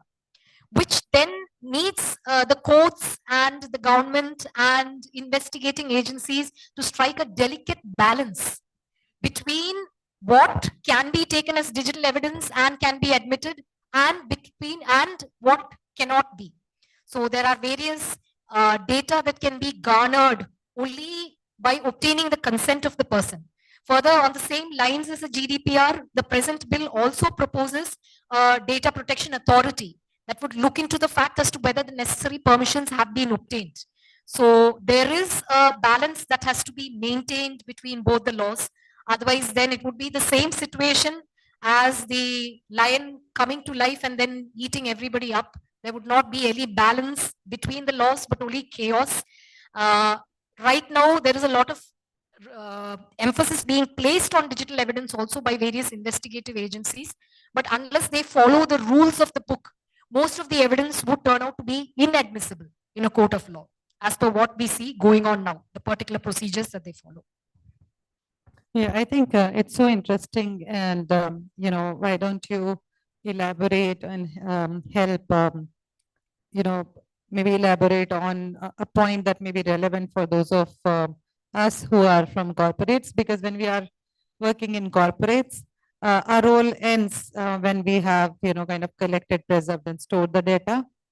But when testing the testimony of that digital evidence in the court, if you were a lawyer representing the other side, and there is a lawyer the other side basically relying more on digital evidence, what kind of questions or scrutiny would you put them to make sure that there are questions raised as far the authenticity or credibility of the digital evidence is concerned? So first thing would be the certificate of admissibility, as we already discussed here. Second thing would be the chain of custody, as Monica just elaborated. How exactly has the evidence gone from hand to hand? And the third one would be the meta authenticity. What exactly is the time and date stamp? What is the recipient information? What is the sender information? What are the details regarding the read and delivery receipt, if there are read and delivery receipts? All that would be looked at to verify whether the evidence being submitted is authentic or not. Sure. Thanks, Lakshmi. So let me move to Monica now. And I think it would be good, Monica, to hear some tips from you that you would like to share with the audience in how do you manage digital evidence in your company? Like I've already touched upon this topic, like while I spoke previously, but I would still reiterate that as supporting views of my fellow panelists also, that chain of custody is a very important aspect. And when you're in an organization, I'll tell you a very basic example, like even from like an employee's point of view, we are governed, we have our system and database with respect to our in and out on a particular day, from how our entire working and our ethics are monitored in a database. So right choice of a particular software and proper maintenance of that particular data is how we govern the entire even work ethics in our organizations. So yes, maintaining a chain of custody, and of course not considering it to be, because it's about storage of data. Some of the data will be relevant, some of it would be irrelevant, but not deleting which is irrelevant would equally be beneficial to you at some stage of time, because it would come out as a helping hand at some stage when you enter some sort of investigation, etc. Yeah, that would be my advice. Sure. Thanks, Monica. So coming back to you, Lakshmi, can you discuss the evolving standards or precedents in India regarding the admissibility of digital evidence before the courts? Shalini. So two cases which I mentioned. One is State versus Navjot Sandhu. Yeah, the next is Anwar versus Bashir. So State versus Navjot Sandhu was the case dealing with the parliamentary attacks where mobile phone recordings, the admissibility of mobile phone recordings was in question. The Supreme Court said that yes, it can be admitted as evidence, even though a certificate was not there, and it was admitted as evidence. Then in 2008, we have the case of Anwar versus Bashir, where the court, the Supreme Court, held that no, you cannot admit digital evidence unless it is accompanied by a certificate stating that this is genuine. That has been the change from 2000 to 2008. And the most recent case of 2020, the Kishore case. Yes, yes. In Anwar versus Mohammed, the court said that, see, it again backtracked and it said that not really necessary, a certificate of authenticity. But now the latest position, 2020, the Kishore case, the court very clearly says that it cannot be admitted unless there is evidence of genuineness under Section 65B of the Indian Evidence Act. So that's the position as of now. Which brings me to another story from the Jataka tales. There was this mother-in-law and daughter-in-law who lived together. So nighttime, the daughter-in-law just stepped out to do some household work and all that. She heard two beings speak to each other. Let's go to the island that's full of golden sand. And she was wondering, what is this? And she was standing near a tree. Suddenly the tree started shaking and it started flying. She was standing just next to it, so she clung onto the tree. The tree flew for a very long distance. She was so scared. So she was petrified and in shock. She just clung onto the tree and did not speak. Finally, the tree touched ground. Whoever was on the tree, she saw them flying away. She understood that they were not humans, but some other beings, probably Rakshasas. She stepped onto the sand and found that the sand was gold. So what she did is she scooped as much of the sand as she could in her sari pallu, and she found a hollow on the tree. She got into it comfortably and sat there waiting. Both of them came back and they lifted the tree and brought it back home. So by the time it was morning, she immediately ran inside very happy and told her husband and mother-in-law, see what I have got. It's like gold sand. The mother-in-law, as usual, was very unhappy. She said, only this much? How? I mean, if I had gone, I would have brought back the whole island. You just brought some 3-4 scoops of sand. This is the way to do it. Okay, next day night, I'll do it. The next day night, she went and stood near the tree. As usual, both the beings came and said, come on, let's go. She climbed into the small place in the tree where she could sit, and they landed in a place. And both the beings flew away. The mother-in-law then got out and looked at the sand. The sand was ordinary. She thought, aha, my daughter-in-law has tricked me. This is not the thing. And she was very furious. And she was also furious at both those beings who had not brought her to the island of gold. She was waiting, fuming. She was thinking, let them come back, let them come back. Once they came back, she said, how dare you bring me to this island? And they said, who are you? No, yesterday night, my daughter-in-law came and you took her to a golden island and she brought back the gold sand, and today you have brought me to some other island. They told her, this is not Swarna Deep. This is Machli Deep. Only fish is available here. There is no gold sand. So we cannot take you there. And the mother-in-law kept arguing and saying that, no, it is not possible. They said, see, where is the evidence? Have you brought that sand with you? You're saying that your daughter-in-law went to an island full of golden sand. Where is the golden sand in your hand? She said, I don't have it. But my daughter-in-law went there and there is an island. What did those two beings do? They're cannibals, Rakshasas. They ate her up. So, I know it's a very long-wounded story, but to come to the point, unless the evidence is there, and not only should it be there, unless it is properly presented, it would not be admissible. And in a court of law, you would get eaten up by the opposite side. There have been cases which we have fought where the parties did not even argue on merits, but the arguments merely stopped at the admissibility of evidence stage, because all the crucial evidence that had been submitted were deemed as inadmissible because they were not termed as genuine and not accompanied by a certificate. So that is the importance that following the statutory procedure lays down. Thanks, Lakshmi. So I'm cognizant of time and I wanted to definitely have some time for questions. So maybe we will stop here and, take some questions. On a lighter vein, in all the stories shared by Lakshmi, someone is being eaten up, for sure. Yeah.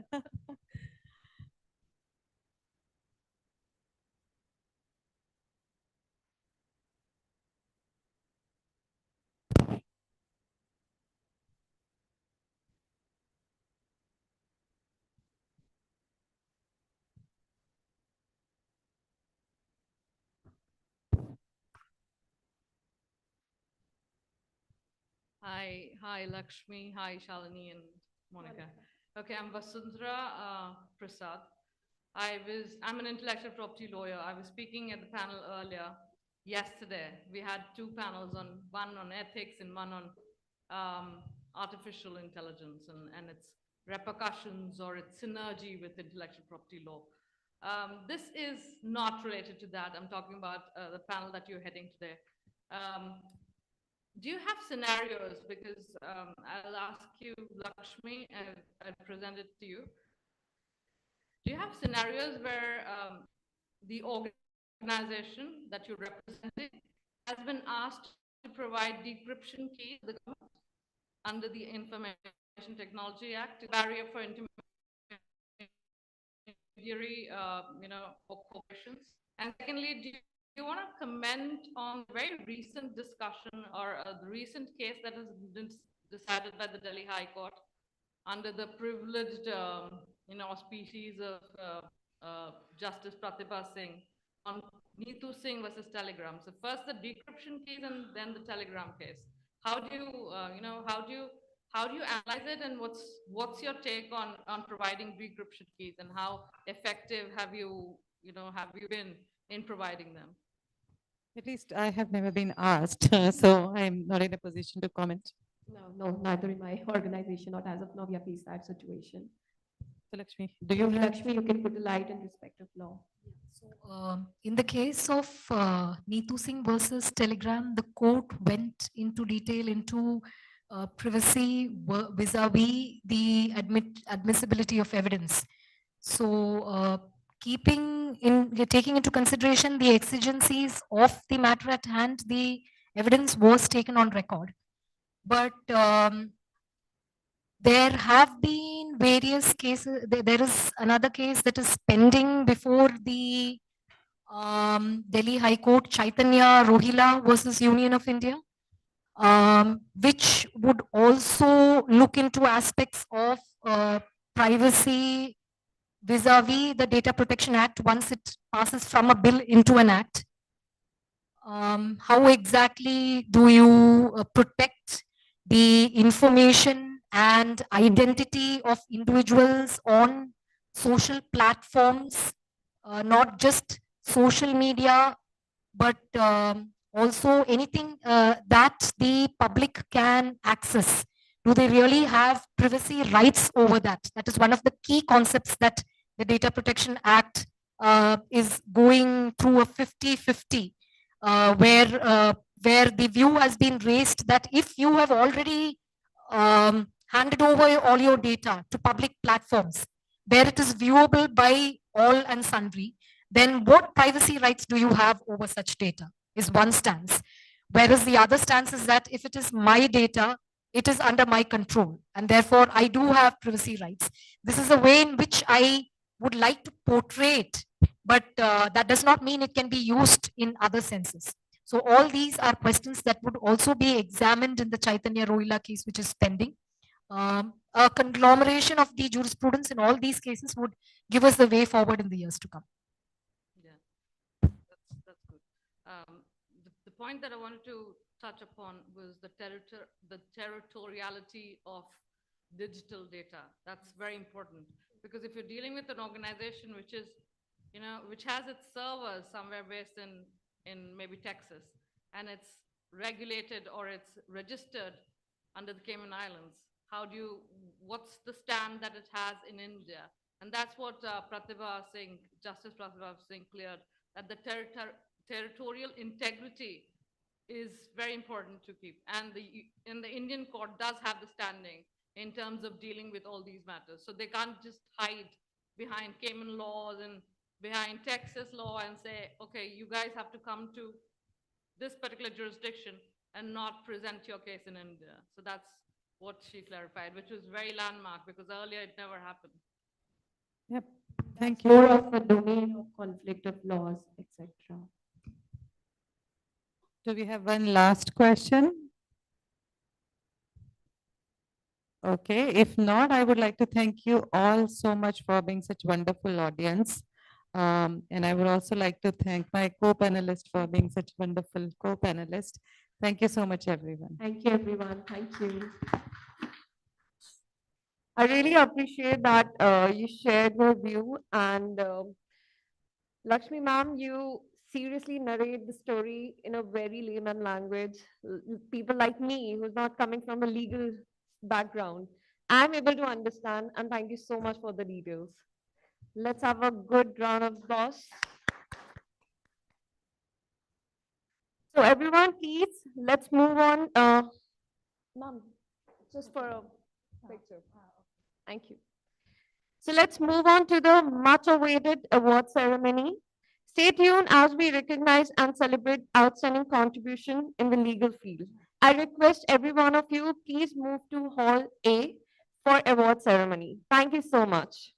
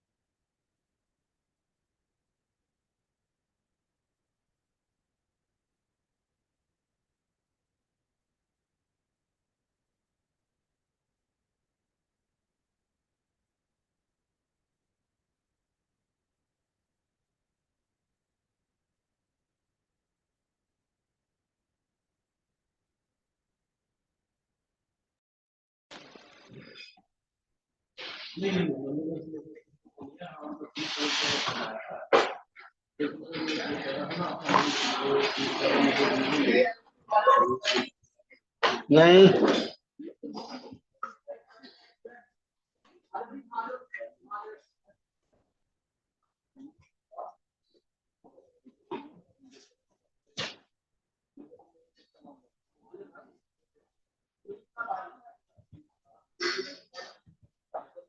क्यों नहीं बंद हो रहा है? हैं? ये console तो pack कर दें। कर दीजिए सारा बढ़िया, पकड़ो ये करवा सारा कर दीजिए।